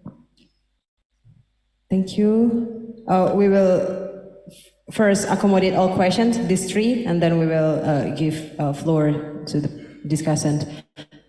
The second one is, please introduce yourself first. Thank you. My name is Rizal Malik, graduate student from Public Policy and Management here in Gajah Mada University. I have two questions for you, Your Excellency, Madam Ambassador. The first one, you mentioned about the expertise of Norway on renewable energy.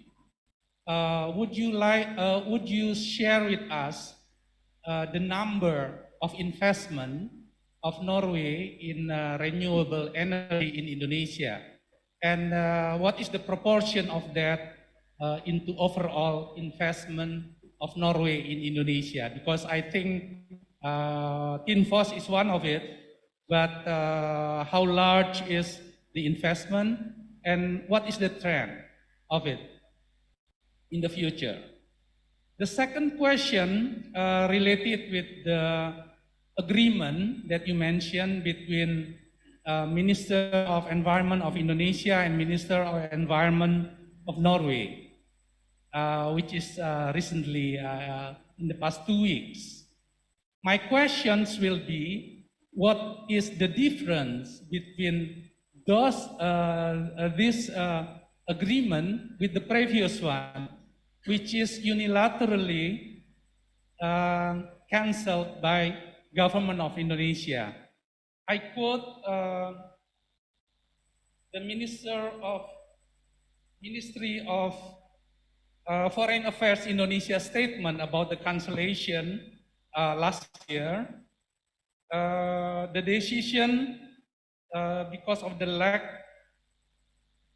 of concrete progress on the implementation of the obligation of the government of Norway to deliver the result-based payment for Indonesia achievement, etc. So, I quote from the official statement of the Ministry of Foreign Affairs. My question will be, what is the difference between those agreements, and also what lesson has been learned from the past? Thank you.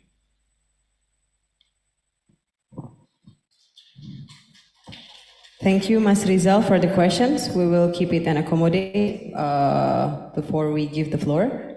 And the last one for this batch will be from Masnya.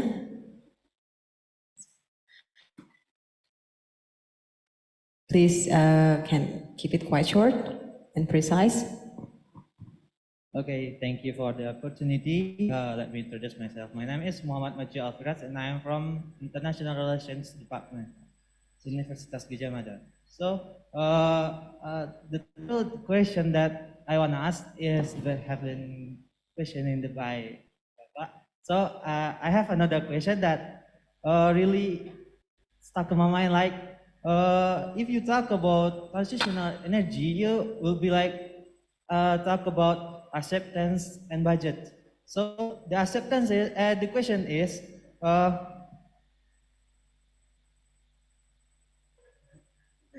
relax.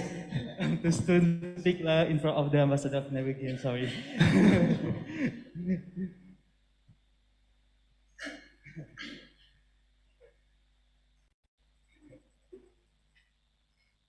It's not easy to persuade and convince people to do something like, you know, I was too stoned to that you show the price of the electricity in Norway. That was too pricey, you know. So I wanna ask you that how do you guys persuade and convince your people that was worth it to do so they can accept that so they can accept that price that you offer them by electricity. Thank you. Thank you.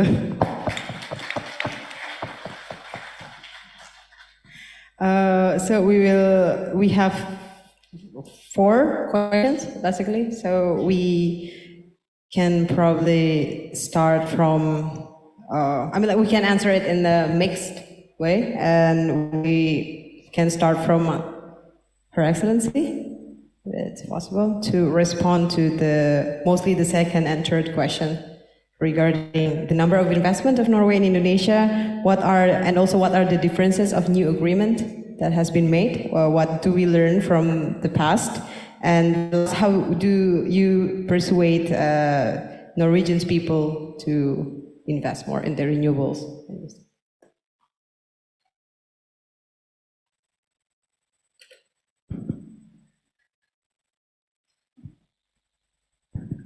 Yeah, I think I got the questions here, and some are quite easy to answer, and some are not so easy to answer. So first on the hydropower, it's a very good question, and I think it is, well, first to say that, and perhaps Tinfos can add some more information on that, but my clear understanding is that hydropower is not really an option in all of Indonesia. Because hydropower requires rivers and waterfalls, and also from what I have been told, most of the hydropower power plants in Indonesia will be rather small scale. So it's a good option for, let's say, local communities. I know Tim was working in Sulawesi, where you both have rivers and you don't need a lot of power. Now, in Java, there are neither a lot of rivers and waterfalls, and also there are big industries. So this is not an option. You cannot build a massive hydropower power plant in Java to supply energy for industry in Java. So that's just on the big picture for renewables in Indonesia. Hydropower is mainly an option, from what I understand, in Kalimantan, Sulawesi, and Sumatra. Then again, I think Norway has a lot of experience in what it actually means to regulate waterfalls to create power plants. It's something I think my government is quite clear now that this is necessary, in the same way that it is necessary to build big wind farms, for example.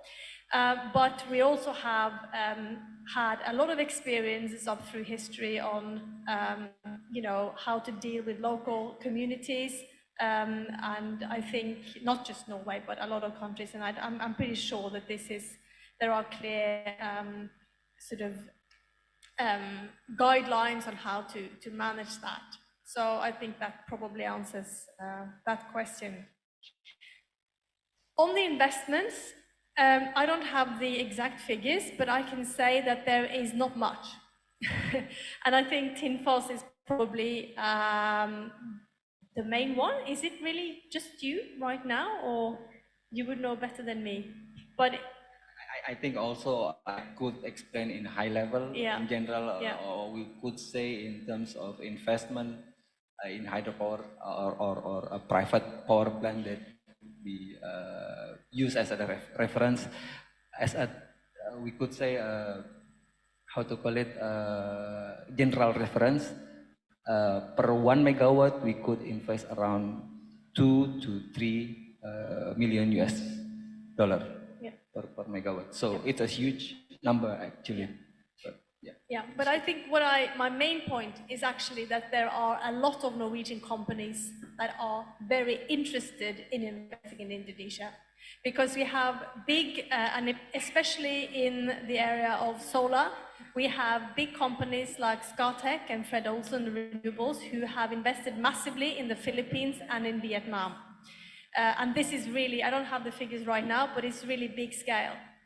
They are looking actively at Indonesia, but as of right now, the regulatory framework is not conducive enough for them to make that leap of faith. And I think our friend Putra was talking about that earlier.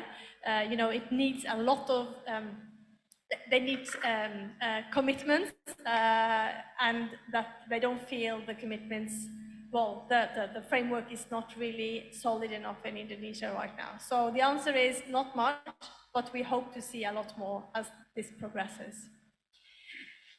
Then to the more, I could hold a whole lecture on the climate and forest agreement. So I think I will just give you some of the highlights. You are correct. Norway had a decade-long collaboration on climate and forests that was based on a letter of intent from 2010. The letter of intent, which you can find on the internet, you will find that it's a quite comprehensive and quite detailed agreement.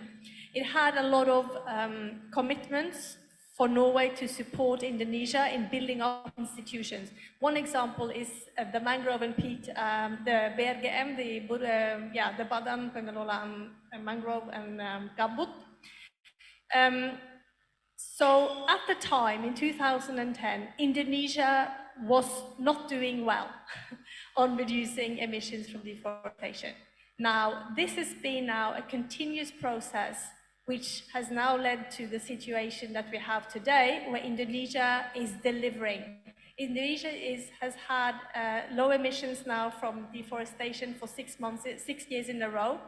And for Norway, it is both important to continue to support Indonesia, but we don't have the same, the situation is now so different that we can simply pay Indonesia for its reduced emissions without having a lot of details around the collaboration, simply because Indonesia has already built up its institutions and procedures to support this important process.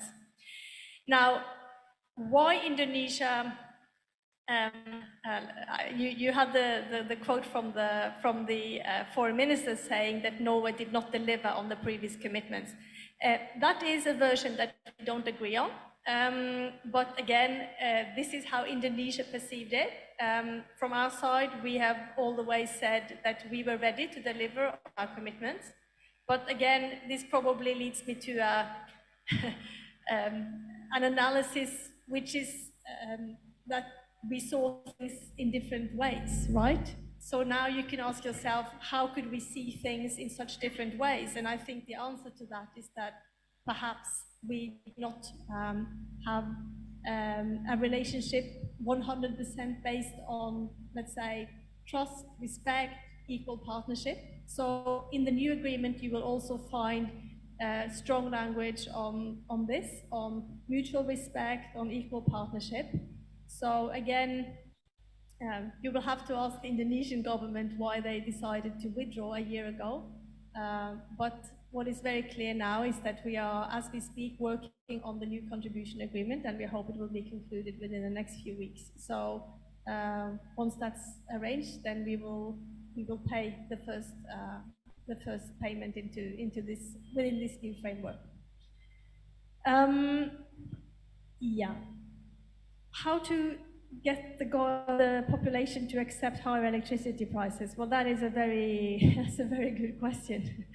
I have to say, in Norway, we've had these exceptionally high prices now that I showed on the slide, and the government is providing financial support through a scheme which basically for normal consumers, the price, there is a subsidy. But it's a temporary measure. I mean, I think it's because the prices are exceptionally high right now. But the government is also being very clear that we have to reduce energy consumption.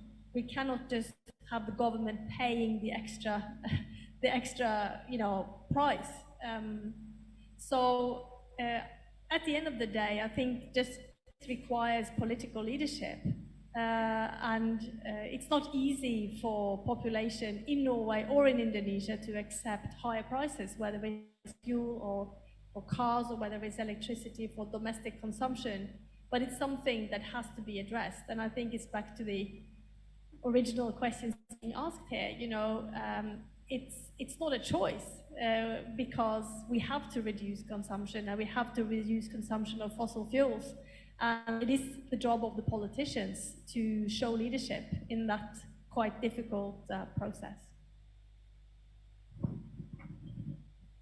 Thank you, the ambassador. I hope that provide you with clear answers to the inquiry. We can move to Mas Angga to respond to that. Okay. First, if I would like to confirm the question, so I will not get it wrongly. Is it that how to ensure that the availability land to build a power plant or hydropower plant is secure in regards to the how to call it coming disaster or things like that. So first, in order to develop or construct a power plant, especially in hydropower or hydroelectric power plant, we need as an IPP, as every provider, every power producer should do, is meet the requirement, meet the compliance. All of the regulation need to be put in place, all of the permit and licenses to be fulfilled at the first time. So in order to answer that, prior to build one in development phase, we need to ensure that we have aligned with regulation. We know that there is several ministry regulation that we need to comply. Like for example, the regulation number 4 in 2021 to categorize what is issued by the Ministry of Environmental and Forestry, what is the proper license that need to be fulfilled in terms of environmental screening. Let's say, for example, should we fulfill the AMDAL procedure? Should we fulfill the UKL procedure? Things like that. Aside of the technical competencies that we have, we need to have this environmental study put in place, environmental permit put in place, continue with subsequent stakeholder that we need to meet to fulfill the regulation. Let's say, for example, all of this need to be put in place before we go to the off-taker, which is PLN. That is different side of the book to be worked on. So the IPP and TINFOS as other IPP partners is to ensure that we need to have a clarity on this part first before we go to the PLN. So that is the main challenges. I was hoping that there's a question that, you know, give more detailed perspective on how we do things to ensure that our objective in regards to develop the renewable energy on hydroelectric power plants based is clear. We have the clarity enough to. I will briefly speaking like this. If tomorrow PLN asks us, the IPP or other IPP partner, to build one hydropower plant, we could bring our bag up and do the construction right away. But however, the world is not as beautiful as that. We know that it's a lot of stages that we need to fulfill, especially in terms of how we determine the financial, economic value of the project, and so on and so forth. So that is the thing that we are facing at the moment. All of the IPP partners surely have the main, our key factor is the capital. We have the funding partners networking, as well as the technology provider partner, and so on and so forth. What we don't have is certainty in our window to when to develop one and meet the PLN have this roadmap called the RUPTL, 20 years of pipeline on how to build or to utilize the electricity based on regional PLN reports that collected by the headquarters of PLN.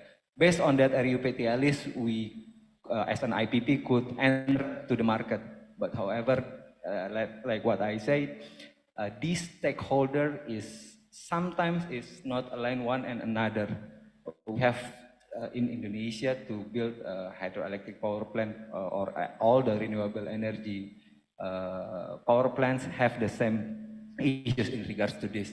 The three main player or the three stakeholder that have we could say the high decision maker position is one is the Ministry of Energy and Mineral, MOEMR, the PLN as an off-taker to determine, to decide whether one IPP could enter to the market, and also the IPP itself.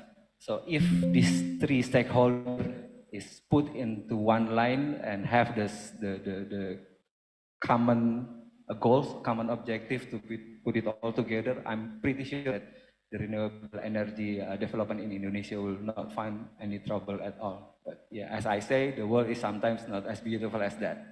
So I think this could give clarity. the question previously. Thank you. Thank you, Mas Angga, for the answer. Because we have limited time, we will open to 2 more questions, but please keep it short. And okay, we have one from Niels, and then one from student. No.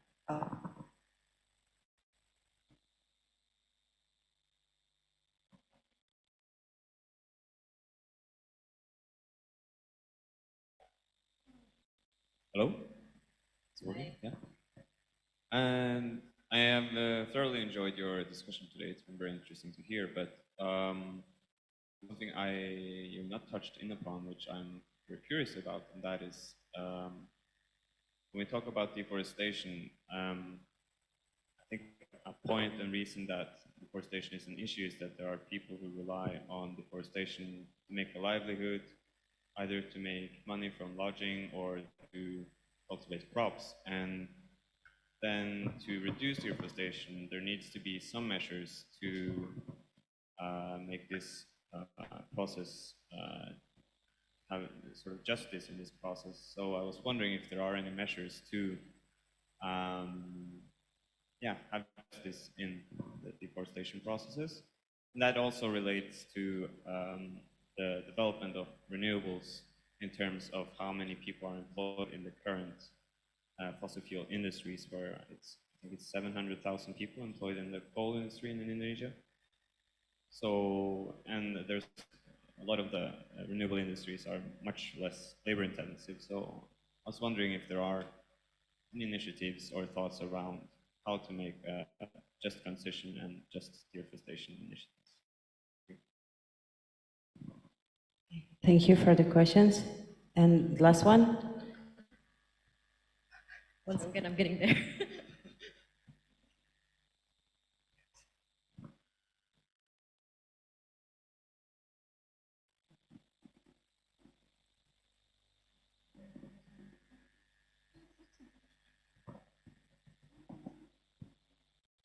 Thanks for the opportunity. My name is Queen, and I'm going to ask Indonesia's interest in their commitment to global climate is to industrialization. A lot of times we have seen that industrialization contributes to climate change heavily. So how does that commitment line up to our goals to zero carbon emission? And as Norway, I believe that is one of the most civilized country in terms of global climate change management. How do you manage industrialization so that it lines up with our commitment to reduce climate change effects? Thank you.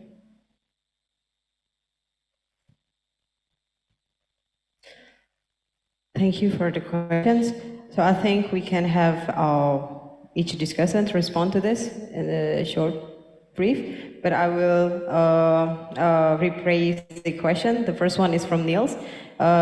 He asked about, is there any justice or just initiative using justice framework in the current transition process and also in the effort to reforestation in Indonesia? And the second one is about the industrialization. How do we make sure that this industrialization process of, because it's part of this economic growth, is aligned with our commitment to this energy transition? We can probably start from Her Excellency to respond to both questions. I think the 2 questions are related. So it's, I think on deforestation, this is something which is at the core of the agreement and the commitment we have to support Indonesia. And I would simply refer back to what I mentioned in my speech, which is the Follow Net Sink 2030 plan that the Ministry of Environment and Forestry has developed. There is a lot of thinking and a lot of activities going on around this whole issue about local communities being involved. It is really at the core the fact that Indonesia makes, how can I call it? Because the government doesn't call it sacrifices, but there is an alternative use, right, of the forests. And that's why we are so keen to pay and to support Indonesia financially to compensate for, the potential loss of, clearing forests to build, plantations or other industries, for example. So I think the government has a very comprehensive plan, and I would just, it is in English, so you can read up on it. It's interesting. And it also talks a lot about how to involve local communities and other communities in the management of the forest resources. On renewables, I really am not familiar or that there is already with any similar plan, but simply refer back to your question on how do we combine, further industrialization or economic development with reducing fossil fuels. And again, just refer back to the situation in Norway. Norway is a major oil and gas producer, and it's been so since the end of the 1960s, and it's really been the source of Norway's wealth. So we, even though our own energy comes from renewable sources, we are a major oil and gas exporter, and we need to stop that sometime in the future. So we are in this situation as well, where there are, many people employed in the sector that is in decline, right? So we also need to think of what do we do with our workforce, and it's really one of the key issues in the Norwegian political debate. I'm familiar, just to mention one example. Next week, there is a conference in Bali by your Minister for Tourism and Creative Economies, and he's convening a big meeting talking about how Indonesia can develop its creative economies. Well, that's just one example, but I think this government is doing a lot of thinking as well on where this is going. It's clear that Indonesia is is going to be an economic superpower.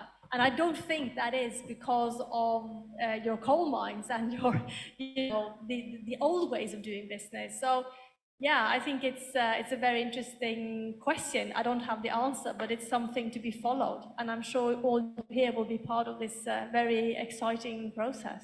But it's going to be difficult. There's no doubt about that.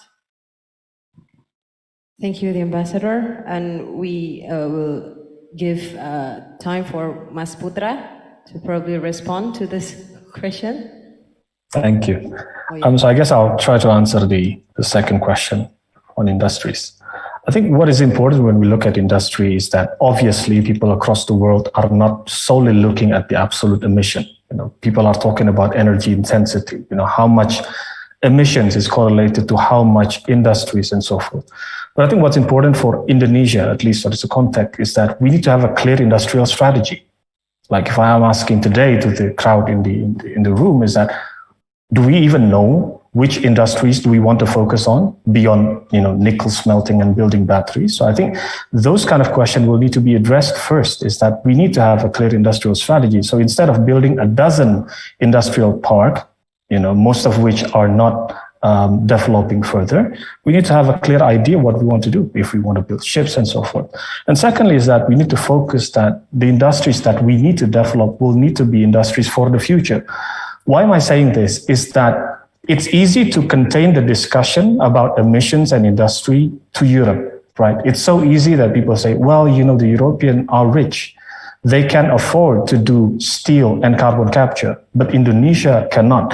Now, let me bring you another perspective, is that the biggest renewable energy producer in the world is China.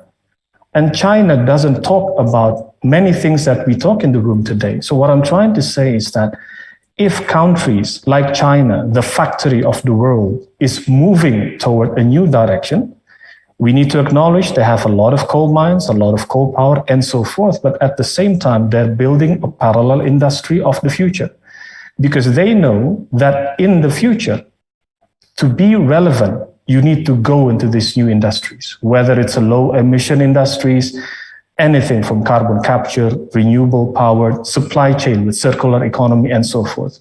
So right now, it's still, for us in Indonesia and Jakarta or Jogja, this seems to be like a pie in the sky. It's something that we imagine when we daydream. But again, I'd like to encourage the audience to think about this, not just from the rich country perspective, not just looking at it, oh, the European are doing this, but try to look at it into both perspectives. If China and India, now I don't know if you know that India has the world's biggest solar PV developer company in the world. They still have a lot of coal, but they're also building a lot of new industries. So I think it's important that countries like Indonesia, hopefully with the assistance of the Norwegian as well, is that we look through industrialization, number one, with a clear plan of what we want to do. Number two is to look at it from the industries of the future. Because believe me, if Europeans start to shift, if the carbon border adjustments start to kick off, if carbon tax start to roll out, and if China is going to roll with it, there's no way for Indonesia to dodge the bullet. We need to go to the industries of the future, hopefully with lower emissions and clearer directions. So that's all I have to add. Thank you, Mbak Kiki. Thank you, Ms. Putra, for the response. And we will move for a short comment from Raras. Yeah, thank you. Maybe just add a bit of point of view. So I think a few months ago, or maybe earlier this year, if I'm not mistaken, the Ministry of Forestry of Indonesia previously said, this is a bit controversial, but she said that it is very unlikely that Indonesia can achieve this zero carbon emissions. Why? Because there are a lot of development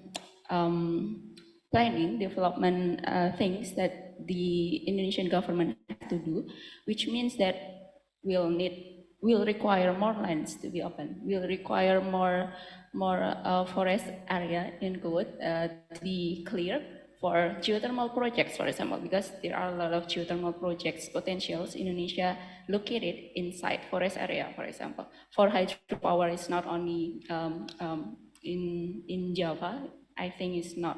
I think the potential is outside Java, but the thing is, some development plannings in Indonesia, some deployment of to get the benefits of the renewable resources might need to incur costs in terms of the environment.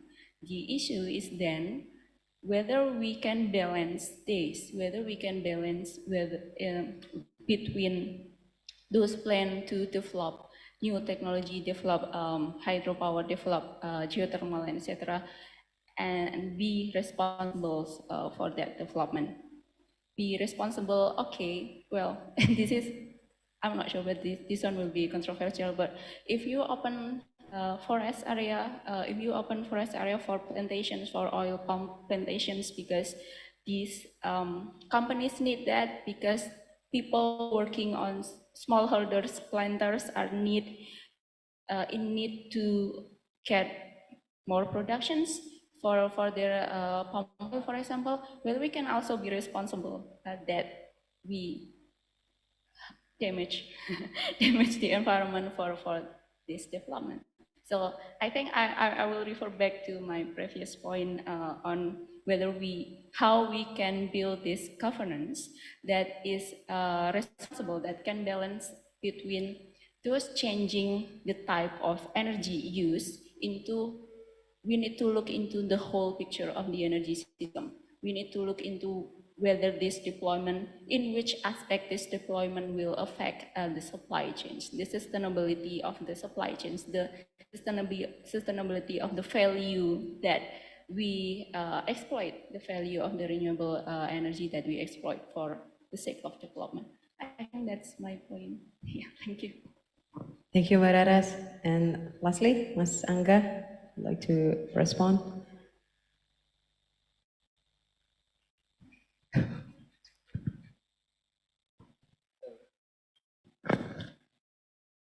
Me back into the question previously. Basically, it is is it that the renewable energy development create the unemployment, things like that, or aligned with the industrialization? I'm going to shift the perspective. The thing is, what we aim as the IPP player, as the developer, is to replace the current the current fossil-based energy or the current fossil-based power plant into the non-fossil-based, and we try to push it forward so forth into the energy mix here in Indonesia. We know that the energy mix ratio here is already 99% plus, as I stated in the RUPTL on the PLN document, but we also to ensure that that is not the main issues that we have, the challenge that we have. The challenge that we have is very simple actually. Do not put all the debate, discussion on how to develop the renewable energy only on discourse, because of if we only put it in discourse, we don't make any actual, how to call it, reliable action. It is only stop in discourse. What we need to do is to ensure that all the important stakeholders, like the ministry, the off-taker PLN, to create or take extra crazy intervention to put it into a reliable decision to push it, the renewable energy development, get into the ratio mix of renewable energy on the high level. That is my point of view. So the challenges now is how to make it as a reliable action, not only stop in discourse. So especially aligned with the new regulation, we know that there is a new presidential regulation in regards to the renewable energy. The spirit is giving a strong signal that Indonesia would like to give an early retirement on coal power plant, the fossil-based power plant, in next 10 to 20 years to reach the net zero emission in 2050. That is the thing that we need to push. The spirit is there. The common goal is already set in the regulation.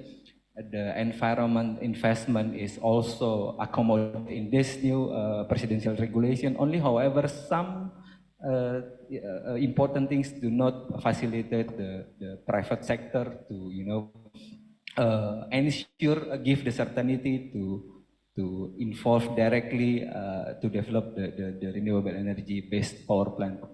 So I think that is my point of view in regards to response to the previous question. Thank you. Thank you, Mas Angga, for the insightful response. So we are coming to the end of this discussion. Again, we would like to say thank you to Her Excellency for the very intriguing keynote speech. Mas Angga from Tinfos, Mas Putra from IEFA, and Mbak Raras from the Department of International Relations of UGM.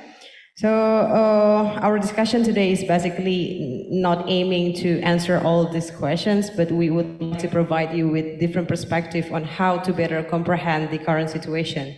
And we know that this is a very endless topic now, so we hope this discussion will initiate more debate, more conversation in the future, where we can dig more into how basically to balance this energy transition moves and this energy security interest of the country, who wins and loses from the process, and make sure that everyone is getting an affordable energy in the future.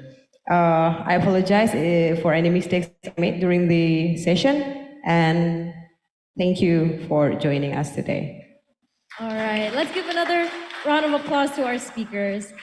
Wow, what a wonderful discussion that we had.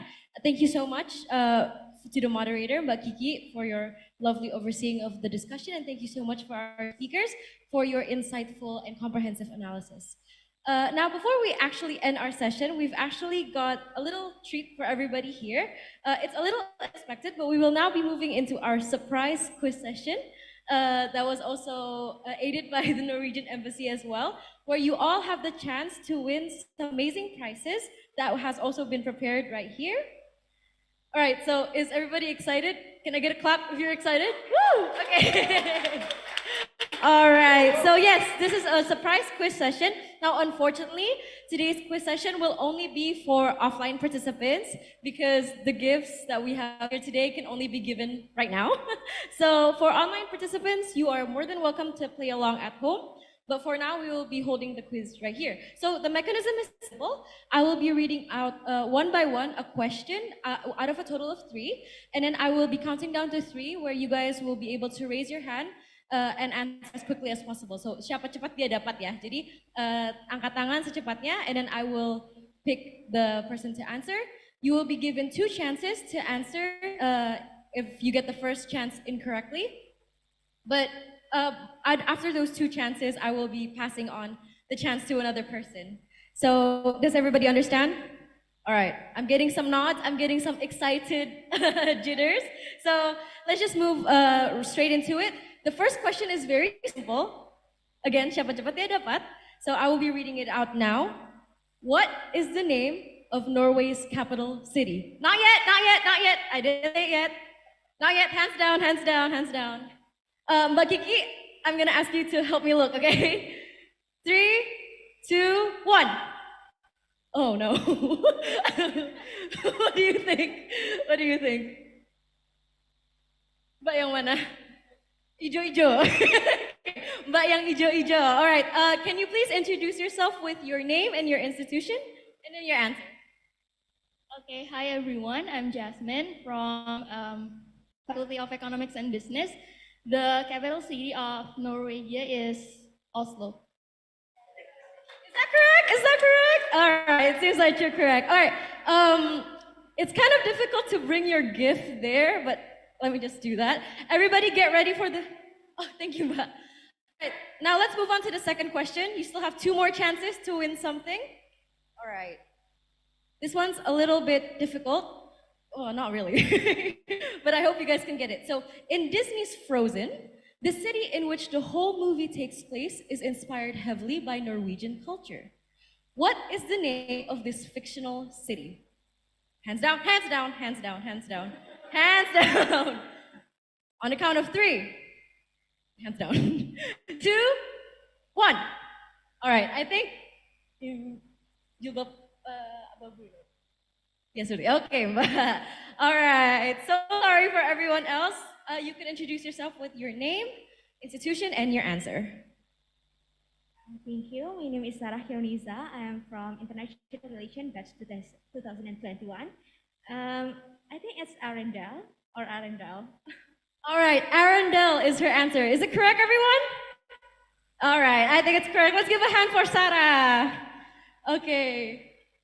Now we have one more question, everyone. So this is your last chance to win something. So I hope everybody's ready. Okay, I hope everybody is ready. Okay. Which worldwide peace award originates from Norway? No. Wait. Please put your hand down. Okay, once more, I'll read the question again. Which worldwide peace award originates from Norway? Okay, I'm gonna ask you guys to put your hands down first. Ibu Dubes, I think you can give me the honors of choosing to answer this next question, but on the count of 3, 2, 1. Okay, the back, which one? Okay, all right. Please introduce yourself. Please introduce yourself first and then the answer. I'm sorry, I'm Ipung. I'm actually a national journalist for Tempo, and the answer is Noble. All right, is that correct, everyone? Okay, it's correct. Let's get a round of applause.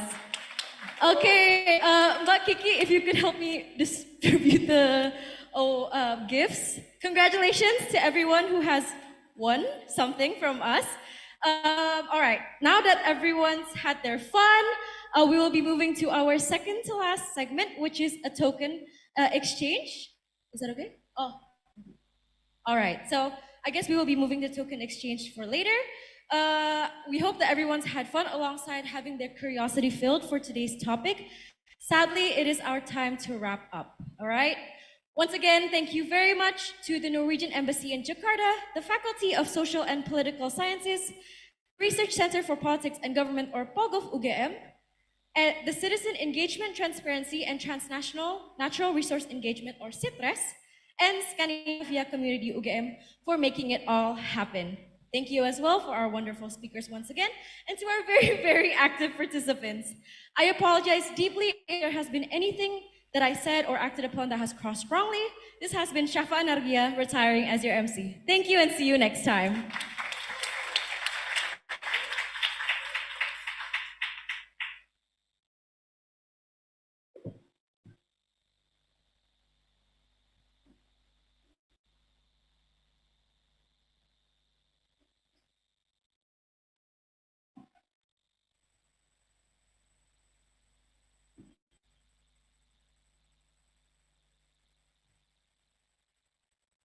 Recording stopped.